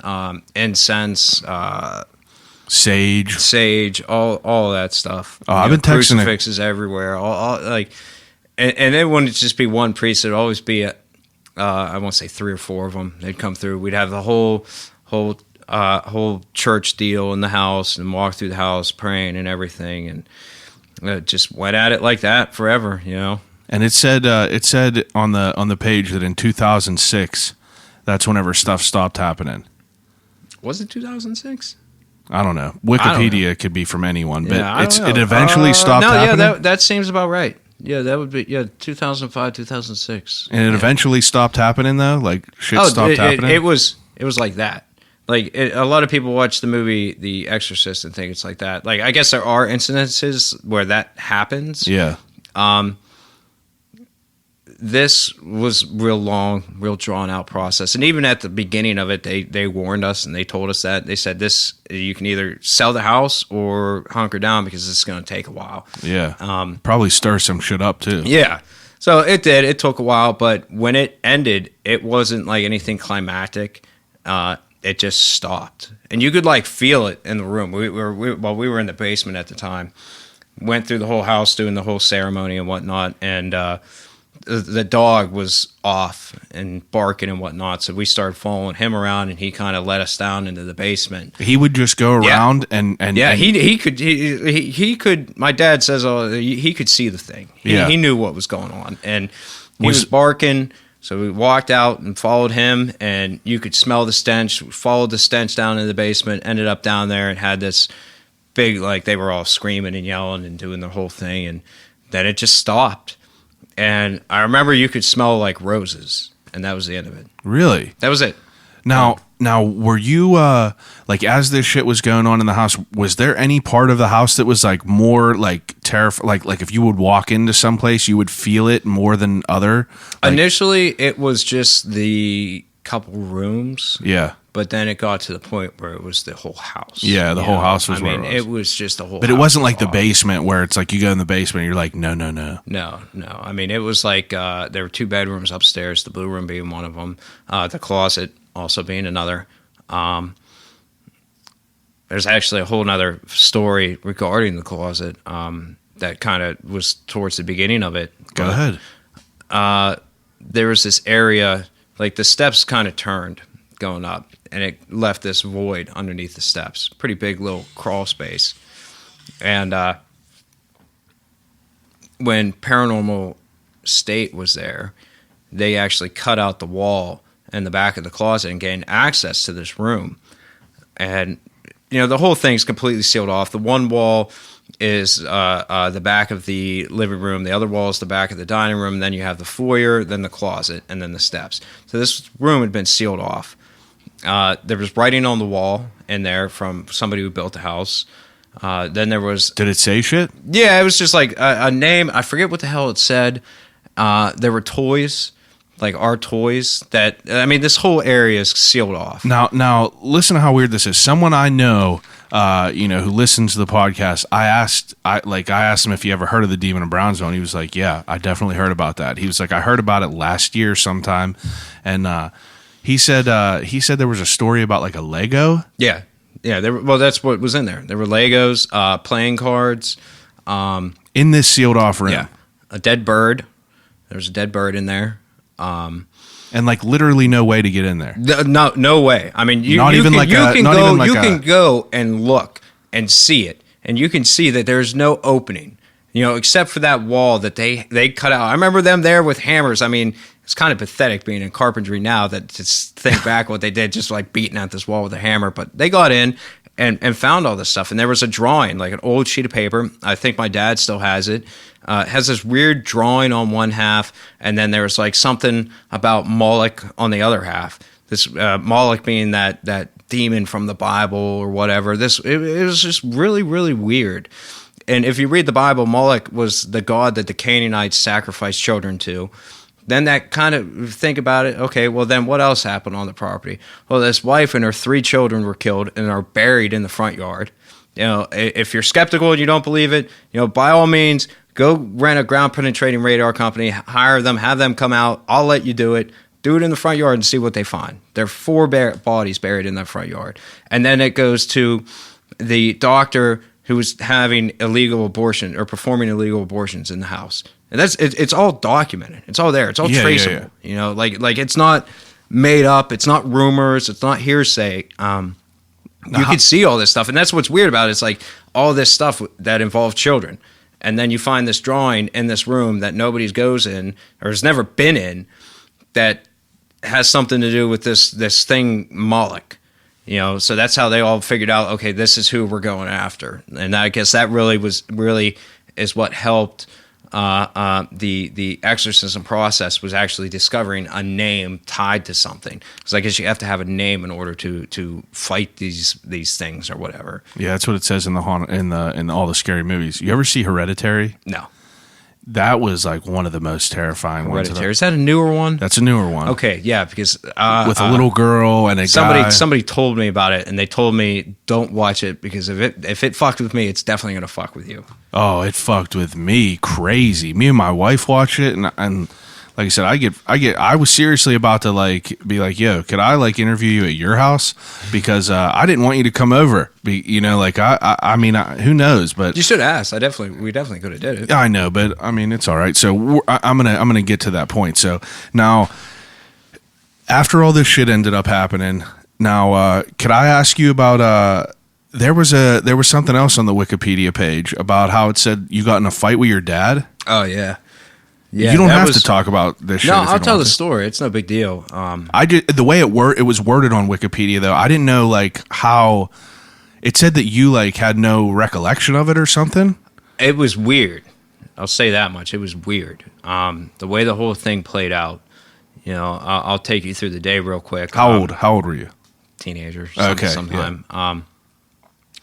My dad had just bought this old classic Mercedes car. You know. Ended up turning out to be a piece of junk. The whole floor and everything was rotted out. But, you know, we spent the day just out cruising in this thing. Like, we went way out 51, out past Uniontown. I remember stopping. We got ice cream. It was just this father-son thing, just out cruising around. Had this really good day together. Yeah. And we got home. And about 5 minutes into getting home, he started screaming about something. And I went upstairs where he was yelling, and you know, he's yelling at me about something, and I went down the steps, but it's weird because when we got home, it was sunny out. And then when this all happened, it was night. But this all happened within, 5 minutes of being home. Yeah. At least this is how I remember it. And I remember I got to the bottom of the steps, and I said something, and he came after me, and I was standing in the dining room right next to the kitchen, and I remember seeing him run at me. And it's like a real foggy memory, but I've kind of toned it in enough and talked to my brother and my mom who were there to like put together the story. He came after me, and I hit him. Now, at the time, I was probably like 120 pounds soaking wet. He's 6 foot, 190, like 200 pounds. Mind you, again, military guy. This guy would run 3 miles every night. He'd do 100 push-ups every night, 100 sit-ups every night. And that was, tame. Yeah. He'd go to the gym at least twice a week. And he came at me, and I hit him. And I don't remember hitting him, but we were in the dining room, like I said, right next to the kitchen when this happened. And I look, and he's in the foyer on the other side of the house getting up off the floor. So I hit him from one room, through the foyer, and all the way out by the front door. And he was getting up off the floor out there, and I ran out there and started fighting him there. and then that dragged into the steps, and then my brother came and pulled him off me, and like I said, it was like a real lopsided fight for a while. Like I was really like beating the hell out of him, and then it ended up in the kitchen where I was on the floor, kind of pinned in this little area, and he ended up choking me out. My brother hit him in the head with a board. My mom grabbed a kitchen knife. He left, went to jail. All over the news. And I remember the next day he was on the news, and the whole side of his face is like purple from getting hit. And it was like the weirdest thing, because I don't like know what sparked it. And even after that, like I remember he wasn't allowed at the house. We're being attacked by all this news people, former Allegheny County Commissioner attacks his son, all this shit. And it's just like in my mind, I don't know what the fuck happened, but me and him get along great. Like, I don't know what happened. This is weird. And it took about 2 weeks, and finally I saw him and he saw me, and we both just like looked at each other, and it's like, okay, so you're not mad at me. I didn't do anything. You know what? Like, this is just weird. We both kind of knew something was off. Like, it wasn't that's why necessarily like me that did that. Like, that's why I was asking. It asking, doesn't make sense to me that like go stand in that house and like see how far that is. Like, one hit and he's on the other side of the house getting up off the floor. Yeah, because it was worded different, and that's why like I didn't know if that was like something that. What did they say? I can't remember exactly what it said, but it just said that it said that you didn't know what happened or some shit. Yeah, well that's just like I said. I kind of pieced this stuff together from what my mom told me, what my brother told me, and what I can remember. The whole memory I have is like looking through your curtains, like real foggy. Yeah, everything that I see in it. But that's the one thing I remember is him coming at me and hitting him, and him ended up on the other side of the house. Besides that, like there isn't much more to it. And things were fine after that? Absolutely. Like, wow. There was nothing, no animal. Like, we're both like weirded out by it. Like, what the hell happened? Like, we're more just like, this fucking news shit's got to go. Yeah. Like, now, these people are attacking us. Get them the hell out of here. So after 2006 and all this shit happened, you smell the roses and it kind of just stops. No experience, nothing else happened after that. There's what my dad calls hiccups that happen from time to time. What's that? That's just like little things, just like noise. Yeah, things that happen around the house. Something moves, something happens. I don't know. Did you see shit moving in the house? All the time. You would see shit move. You see shit like slide across the table, shit falling. I never saw anything like floating in the air. Yeah. Well, that's thank God for that, I guess. I had a CD flew over my head once and blew up on the ceiling above the door where I was leaving.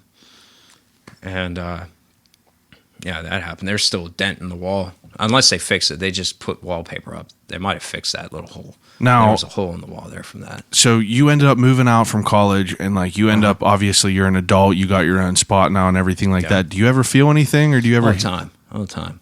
Feel stuff, see stuff. I have terrible dreams all the time. My fiance has to wake me up out of them. You still? Yeah, to this day. Real messed up stuff, like wakes me up, scary shit. I don't know. They're just dreams though, but I don't know what's going on until she was waking me up, and she's like she's more scared about it than I am, because apparently it's like real terrifying. Like, well, you're probably pretty callous to it all. I mean, like you're probably pretty callous to it all. Like if you live through it for me, if I hear pounding on my walls, I'm out. Well, that's the thing. Yeah, I still get terrified. Like I still kind of like, you think you see something out of the corner of your eye and shit. Like I don't fuck with it. Yeah. Like, no, that's honestly would be my personal opinion too. Like if I experienced some of the stuff that I experienced then, now I would definitely be out. You know, if I went to like buy a house and there was something goofy, I'm out. Like I don't fuck around like with feelings and shit. Like if I go anywhere, like okay, something's off here, I'm leaving. Can I ask you something? And I want you to be honest. Do you feel weird in this house? No. Okay, good. Because I feel pretty good about this house. Yeah, I mean, I would have told you right off the bat coming in here, but no. That's good. Okay.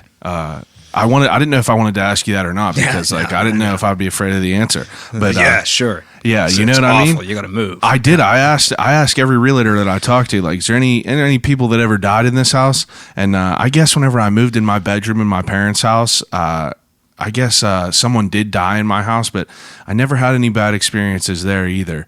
Thankfully. Now, can I ask you to change a little bit different? Do you believe in aliens? Like shit like that? It all depends on what you think about that. Do I believe that there are extraterrestrial creatures out there? Yeah, absolutely. Yeah. Do I think they're at Area 51? Probably not. Yeah. Do I think they're visiting Joe Schmo down the street to stick things in his butt? Most likely not. You know, there's definitely something weird going on with cows out west. That's for sure. What do you mean? There's this show that's on, that girl I was talking about before, Heather Taddy, she's on it. And the guy who's on the show with her is a former sheriff, and he actually pressed into this investigation about cattle mutilations. And when you hear cattle mutilation, you think it's like, you think like, a wolf or something attacked this cow, but they're finding cows dead, by the hundreds, Really? like tons of cows. It's happening. I've never a heard lot. about That's this. the thing. Nobody really hears about it. This is recent? This has been happening for years. Oh. They find these cows, and it's not like they're just dead. Like all their organs are gone. Their blood's drained because it's not on the ground around the cow. So something's going on there. I don't know. I don't really necessarily think it's aliens. The whole thought process of aliens to me coming here to Earth to just do weird shit like that is that seems like very cavemanish. Especially and to if be we able got to interstellar travel, you have to be beyond especially cattle mutilation. especially with kids or our kids nowadays eating Tide Pods and shit like that. You know what I mean? Yeah. Why do aliens want to have them guys? But I would think if aliens would come down, they would go after people like Joe Rogan or something like that. I think if they were to come, it would be a end of the world situation. Like kind of like Signs. You ever see that? I don't necessarily think like Signs. I mean, if you really break it down, the technology that it would take to get here from anywhere, you're talking about a culture that would have to be so far advanced that, think of like ants. Yeah, we wouldn't even register on their radar as anything. Yeah, we wouldn't even be able to do anything really if they're exactly. able to So to think that something's coming here and just doing this, that's or a really fucking good around point. with that, like, it's a really good I point. think if they were to come here, it would be like think of like America going to Iraq for oil or something like that, but on a scale way beyond anything like that. Like if they were coming here to like harvest our water, no competition.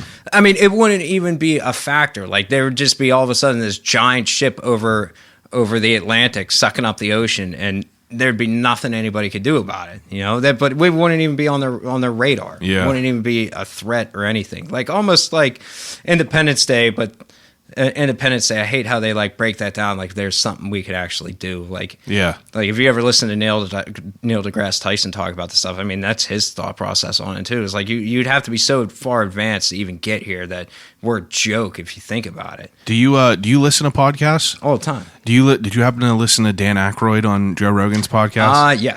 Yes. What do you think about him?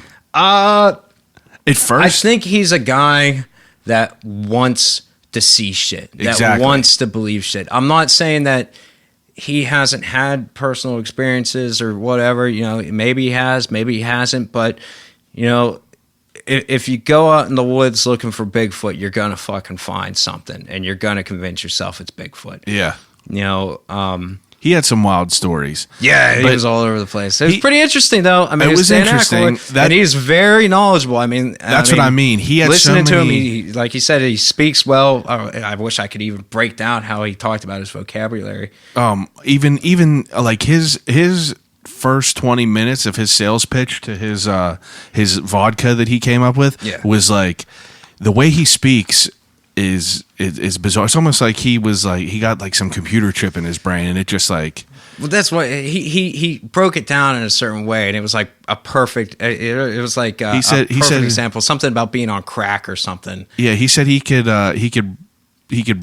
talk out like a storm siren or some shit like that. Yeah, whatever. That was the thing. He went on this like boom, boom. Yeah, it just kept coming out. It was like crazy listening to it, but definitely a wild guy. Like, I mean, I've met people who have stories like that. You know, I was working on a site and there's this guy doing traffic control for us, and you know, just asking questions about him, and you know, he starts talking about Bigfoot.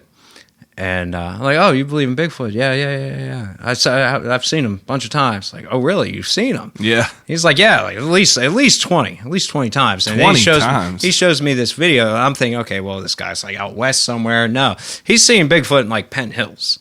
You know, like he shows me this video, and it's him and his buddies walking on this track through Penn Hills Park, and you hear some noise. He's like, oh, that's a female Sasquatch right there. It's like, well, how do you know it's female? Yeah. How do you know there isn't somebody there? I'm like, is there somebody in the park? He's like, yeah, there's a softball game going up on the hill. Like, oh, okay. But that's Sasquatch. Yeah. Okay. It's Sasquatch. And then he's like, now fairies, they're elusive. I'm like, oh, okay. Fairies. Yeah, fairies. All right. You know, I can't, you know, but again, that goes back to me being like, do I have any right to talk about anybody like that? I guess that's what's not, interesting. I mean, like, so have you spoke to other people that have had like, you know, occurrences with demons and shit like that? Like, not demons. I've heard stories of, you know, people who have haunted houses that have like ghosts and whatnot that they deal with for a week or two, or see this or hear that. I've never talked to anybody who had like these kind of experiences before. That's like from outside my personal family. But you said The Conjuring is like, it kind of felt. Oh yeah. That was real close. That was close. Jeez, that's insane. That was creepy. Now, I believe her too. That woman, isn't she? She's involved in a couple different movies. She was like that. That's based on a true story, right? Yeah. That couple. Yeah, I can't remember. She was also in what the hell was it? Sinister or whatever, right? Yeah, I think there's a Amityville Horror too. They're involved in that one. See, that was the first one that they were involved in. That's so bizarre to me because you know, Amityville Horror was like, you know, whenever I read about your dad, like seeing that house on Brownsville, like being its dream house, it's like that was pretty much like the situation in Amityville. It's like that was like a dream house to them, and they didn't understand why, like it was perfect for them. Exactly. And you just go in and crazy shit starts happening. Now, does your dad? Now, I asked you. You said your dad has like some hiccups and shit. What about your siblings? Like, do they have any experiences of anything? I don't know. I think, not that I can think of. Maybe my sister or my brother every once in a while, I guess. That's just an assumption. I'm not sure. Yeah. I know my dad has stuff happen to him every once in a while, and I see shit every now and then. Though I don't see shit, but, you know, mainly dreams. Yeah. And whatnot. Almost leaves you like with like a PTSD type deal. That makes sense. You know, it's weird. It makes sense. All right. I mean, and now I was reading, it says that the house is being turned into like a bed and breakfast. Is that right? Yeah. Yeah, they're nuts. Have fun with that. Now, have fun. Is that what you were talking about whenever you were saying like you don't agree with it? Exactly. I don't agree with that at all. Why, I don't agree with it. I don't think it's a good thing for people to go there like that. Like I said, I know that thing attached itself to us. I know there's still something going on there as far as like, at least there's definitely some sort of door there. And who knows if that door can be reopened. And who knows if you're going to be the one staying there one night when it does open and some shit fucking comes home with you. Yeah, ain't happening that I ain't going there. I wouldn't want to do it. But there are people out there that they like love that kind of shit. Yeah. You know, they're like, oh, I want to go here and whatnot. They look for it, but see, like, I mean, he's not just billing it as like towards the book. Like that's kind of like an afterthought. If you want to come there for the book, that's fine. But he's a big bed and breakfast guy. Like him and my mom always used to go to those things growing up. Yeah, you know, they'd go for the weekend, go for a week or whatever. it's really nice how he redid the house. Like, I'll give him. I saw a props. picture of it's one fucking room. Beautiful. It does look nice. There's all kinds of themes that he did. Like, there's a room based towards the Civil War, another one towards the Titanic. Excuse me, this Coke is kicking my ass right now. That's all right. The Blue Room, which is related to the book. Downstairs is like real early 1900s feel to it. If you've ever seen the show Downton Abbey or whatever, I call it Downton Abbey. Yeah. He's like modeling it after that. And when's this supposed to open? I think soon. I think mid-fall, end of fall at some point. Oh, this year, though? Yeah, they have the website ready. Everything's ready for launch. Once it opens up, people can start booking rooms and come and stay. Jesus. My brother's going to be running it. He did a big thing. I helped my dad a lot with the redoing, but most of it was him. Like I said, I don't deal with things too much in that house, but if he ever ran into a situation he needed help, I'd go over and help him. Yeah. But besides that, yeah, people are definitely allowed to go stay. Now, at the same time, if you're going there and you're expecting to get like freaked out, good luck. I doubt anything will happen, but I wouldn't want to be the one there when it does. Ugh. See, I me and my wife go around and we see all this shit and we do all this shit, but it's like, talking to people like you, it makes me like kind of rethink all that shit. You know what I mean? Like, you seem like a pretty down to earth guy, and it's pretty. I don't know. It's fucked up. Your story's wild. It really is. It's like it really throws people off too. Like when they find out about this, I don't talk about it with like people I work with and whatnot. Nobody knows any of this stuff. Yeah. If they see me on TV the next day and ask me about it, I'll tell them a little bit. But besides that, I mean, if it was up to me, the book would have never been written. What was that process like? Did your dad like approach you guys and be like, "Hey, like I think I'm going to write a book about this"? Yeah. Now, why was it? He wanted to write the book for two reasons. He wanted to bring people to God, and he wanted to help people who were in a similar situation. Because he didn't know where to go. He didn't know what to do. He just by luck ended up talking to the right people that pushed him towards the church that helped him. Yeah. So he kind of steers people at that. Now, running the Facebook page, it's kind of sad sometimes because I'll get messages from people like crying for help, and it's these like long stories of this fucked up shit that they're going through. Like, people message you guys about that? Yeah, asking for help. Like, what local? do you do? No. The one I can remember, some woman, I think she was down in Atlanta, and she shared this whole story with me. But it's happened probably about a handful of times, and every time I like forward it to my dad, and he gets in contact with them, and he'll talk them through the process, what to do, how you should approach it, who you need to contact for help, what to stay away from, what to do in these situations. Like he legit helps people with it, but it's fucked up when you see some of the stories. But I mean, he wants to help people, he can do it. Me, I don't want nothing to do with it. Like the website and the Facebook page. That's enough. I kind of just like fell into that. Like. He wrote the book and whatnot, and he was like, "Oh, look, I had this company make this website." I'm like, "Oh, cool, you made a website. Who the fuck's gonna find it? Your book's called The Demon of Brownsville Road. How long of a Google search is it gonna take before anybody ends up on your website?" So I was like, "Let me do this thing on Facebook," and made the Facebook page, and the book went viral because of the Facebook page, and this was like a year before it was even released. Oh, really? It was already a bestseller before it was even released. And Andy Sheehan from KDKA did a story on it, a 2-day story. And again, this is all before the book was even out, all from the Facebook page and all the stuff that it did.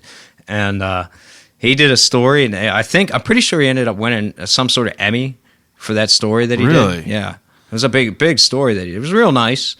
And the book did well. Yeah, the book did real well. Well, not well as in like Stephen King. Yeah, obviously, like that, but I mean, like for people that are from fucking Brentwood. Yeah, the book did well. Yeah.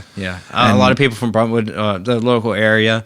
Now, how do you guys deal with all the backlash as far as like people saying that it's fucking fake and shit? Fuck them. That's how I deal with it. That's what I mean. I don't give a fuck. Like I said, when I was in college, I remember sitting in my physics class, and the professor was a real atheist kind of guy, and he'd be sitting there like talking shit on the Bible and whatnot. It's like, to each his own.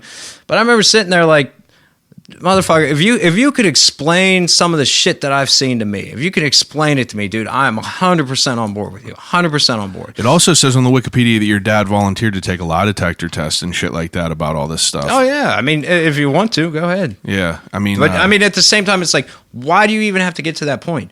Like, how many fucking people do you need to be involved before you're like, okay, well, maybe I'll take these people serious? Yeah. It's like I said, it's not just, oh, well, he's in it for money. Like, dude, he had money. He doesn't need money. And you don't make money off of books. Yeah, it's like anything, he always says, he's never going to make money off the book because of how much he already had invested into it. Yeah. Because it took a lot to get that book published. And he's never going to get that money back. So, explain it. What's the purpose? Ruin his career? Like, I hate the fact that we did it, that the book came out. Like, in the initial draft, none of us wanted our names in there. It's like, keep us out of it. But then he wanted me to proofread it the one day, and I read through the thing, and it's, and Billy this and Billy that. It's like, oh, really? You changed my name from Bobby to Billy? Like, how fucking creative. Why didn't you just want the name in there? Because I didn't want this to be involved with this. Like, I didn't want this to be like, let it go. Like, oh, that's who you are. I didn't want to be like attached to this thing as in like, I heard about this. Oh, I saw that. Like, I don't want to deal with any of this. Yeah, you dealt with it enough firsthand. No, I mean, it's not just that. It's the backlash to it, being known for it. Like, oh, that's fucking bullshit. Or, yeah, they're fucking crazy. Like, I don't want to deal with any of that stuff. Like, and I deal with it all the time. Like, I can't tell you the one time I'm having this big formal meeting at my office, sitting down.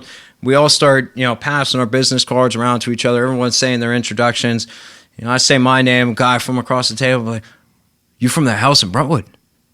Like, look over at the guy, like, yeah, I grew up there, yeah. And everyone else is like looking around, like, what are you guys talking about? It's like, here I'm supposed to be having this fucking business meeting, and I'm getting asked about this goddamn house. Like, it's fucking aggravating, And then you get like, what do people think about me when it comes to that? Like I don't want people to think like there's something off or, we're fucking crazy or, weird or anything like that. So my whole thing was like we got through it. It's done. Fucking leave it in the past. Like, I don't want to fucking deal with that shit anymore. But here we are. So and it's my dad. So obviously I'm going to help him. He's all for it. He loves it. Like, okay, if that's what you want to do. All right. Oh man, what a wild story. Yeah, it's out there.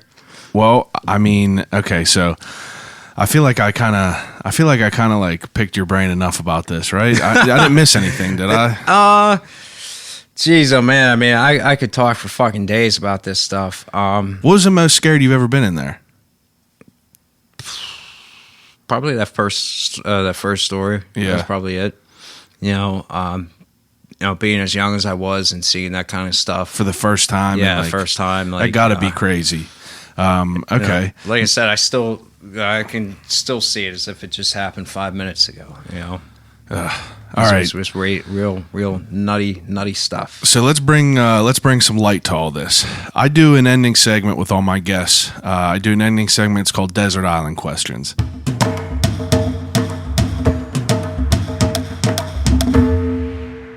Okay. So, Desert Island, you ever watch The Office? Not enough. Not enough. Definitely not enough because it's the best show ever created. But I do a segment where I give each guest 3 categories to take with them on a desert island to exhaust until they're dead. And the first category is 3 things to watch on a desert island. So you could bring movies, whole movie series, whole TV series, whatever you want. 3 choices. First Blood. That's a good one. Band of Brothers. I still have never yet to watch that, and someone else has picked that and said it was one of the best of all time. Oh, now I'm torn. I'm either going to say the whole Infinity War series or Rocky series. I'm torn on that. I got to go with the Infinity War series. I've only watched up to Iron Man 2 or 3. I never got like crazy into it all, but I know I need to watch them. I know they're incredible. Yeah, they were great movies. I mean, it's really mind blowing that they were even able to pull it off. Yeah, that's what everyone says. My brother, my family, everyone watches them, and I know that that's great. Just as like I know that Game of Thrones is like. Do you watch that? I watched it. I'm not one of the people who are nuts about it. Yeah, see, but like there's so many people that are nuts about it that I know it's good. I know it's worth it. I'm in the middle. I'm almost done watching Breaking Bad for the first time. You ever watch that? I made it halfway through. I think I watched season 1 and season 2. I never finished it, but I definitely want to go back and finish watching that series. I think it's on Netflix now. It's on Netflix now. Yeah. I've only, in the beginning, whenever it started, I only watched up to season 4. There's 5 seasons, and I just got into the 5th season. So, and I managed to like not get any spoilers in the last like 11 years, I think it's been on for 12 years, but it's so fucking good. One of the best TV shows of all time, and the ending is, I can't wait to see what's happening. And they're about to make another movie on Netflix. They're about to make a Breaking Bad movie. Yeah, I heard that a movie was coming out about So that's kind of why I got it. I kind of why I got into it. All right, so you said First Blood, you said Band of Brothers, and you said the Infinity War series. Yeah. That's a good 3 nice choices. Do you read at all? Read? Yes. Not really. No. What about video games? Video games? Yeah. Okay, 3 video games to take. Call of Duty Modern Warfare 3, Zelda: A Link to the Past. That's a N64 game. Oh, I know what it is. Yeah. Number 3, Gears of War. I've never played Gears of War. Are you excited for the new Call of Duty? No. No? Nope. I heard it's incredible. I've heard things, but I got to see it to believe it because they've let me down so much with the last 2. So. Oh, I hate Advanced Warfare. Wasn't even. Yeah, that was such. It's like joke. Halo. You're just hopping around in them jetpacks and shit. It was so crazy. Me and my buddies. I played it for like 5 minutes. Got so mad. I was like, "This is a joke." I'm not a video game guy. I've never been really a video game guy since N64. But me and my buddies, we have like a group chat, and we were like, "Oh, let's start playing Call of Duty Modern Warfare 2 again, or World War 2." Mm-hmm. And I just started getting back into it, and it is fun. I'm excited to play the new one, but we'll see how it goes. It could suck, but it could be good. And all right, so the third category is 3 things to listen to. So you could pick CDs, podcasts, whatever you want. Shit to listen to. Yep. Oh man, now that there's going to be a real difficult question to answer. That's right. I'll cut out any downtime. Let's see. Shit.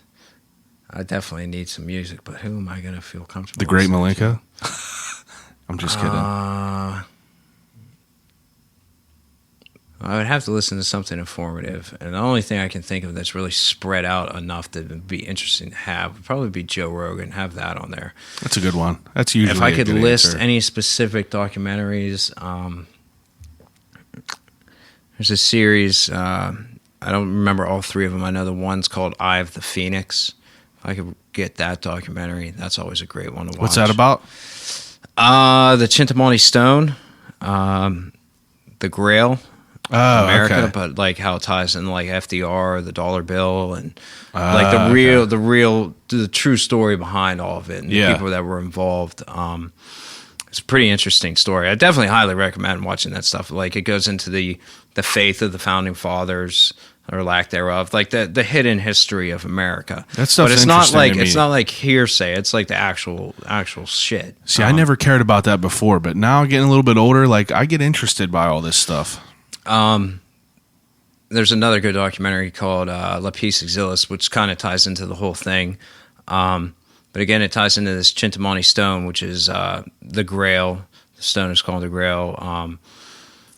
There was a big like cult upbringing in the early 1900s, and like I said, FDR was involved with it. And there's actually a building built in New York, and the top floor, like Manly P. Hall, was involved in this.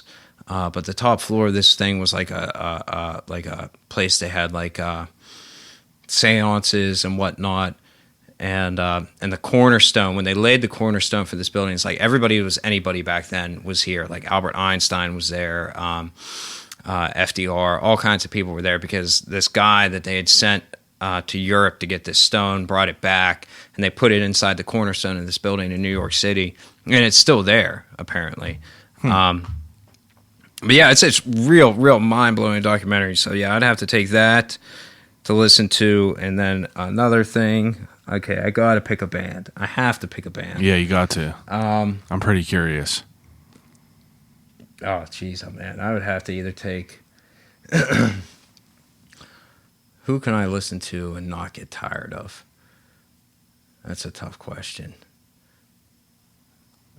It's too fucking spread. I'd have to like make a mixtape or something. You don't have a favorite band?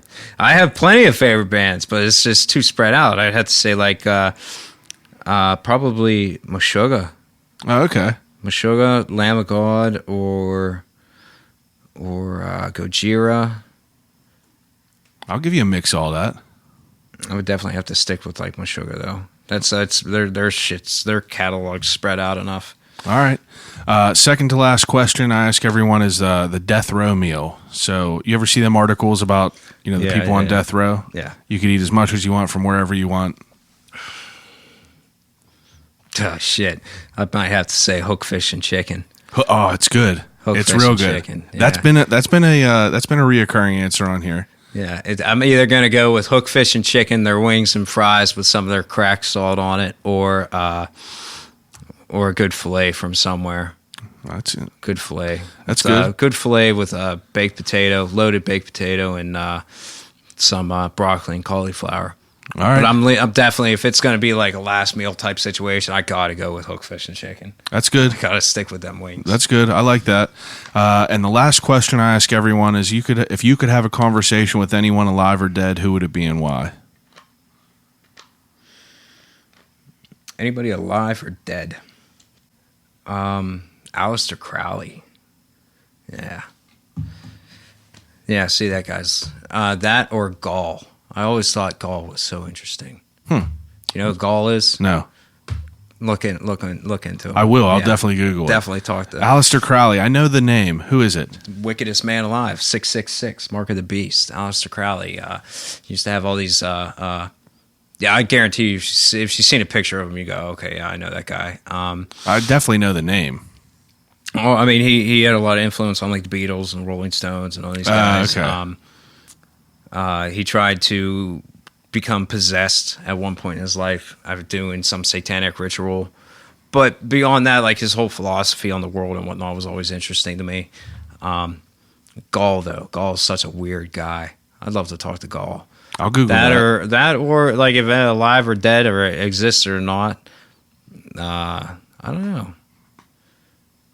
I'd say somebody like Albert Einstein, but I want to understand what the fuck he's talking about. I know. I think about that sometimes. Or like Nikola Tesla or somebody, but I want to, I mean, how far above my intellect would that person be? Whenever I think about like asking people this question, I think about like, like sitting how we're sitting right now, just a very casual conversation. And it's like, it always comes back to like, for me, Robin Williams, someone like that.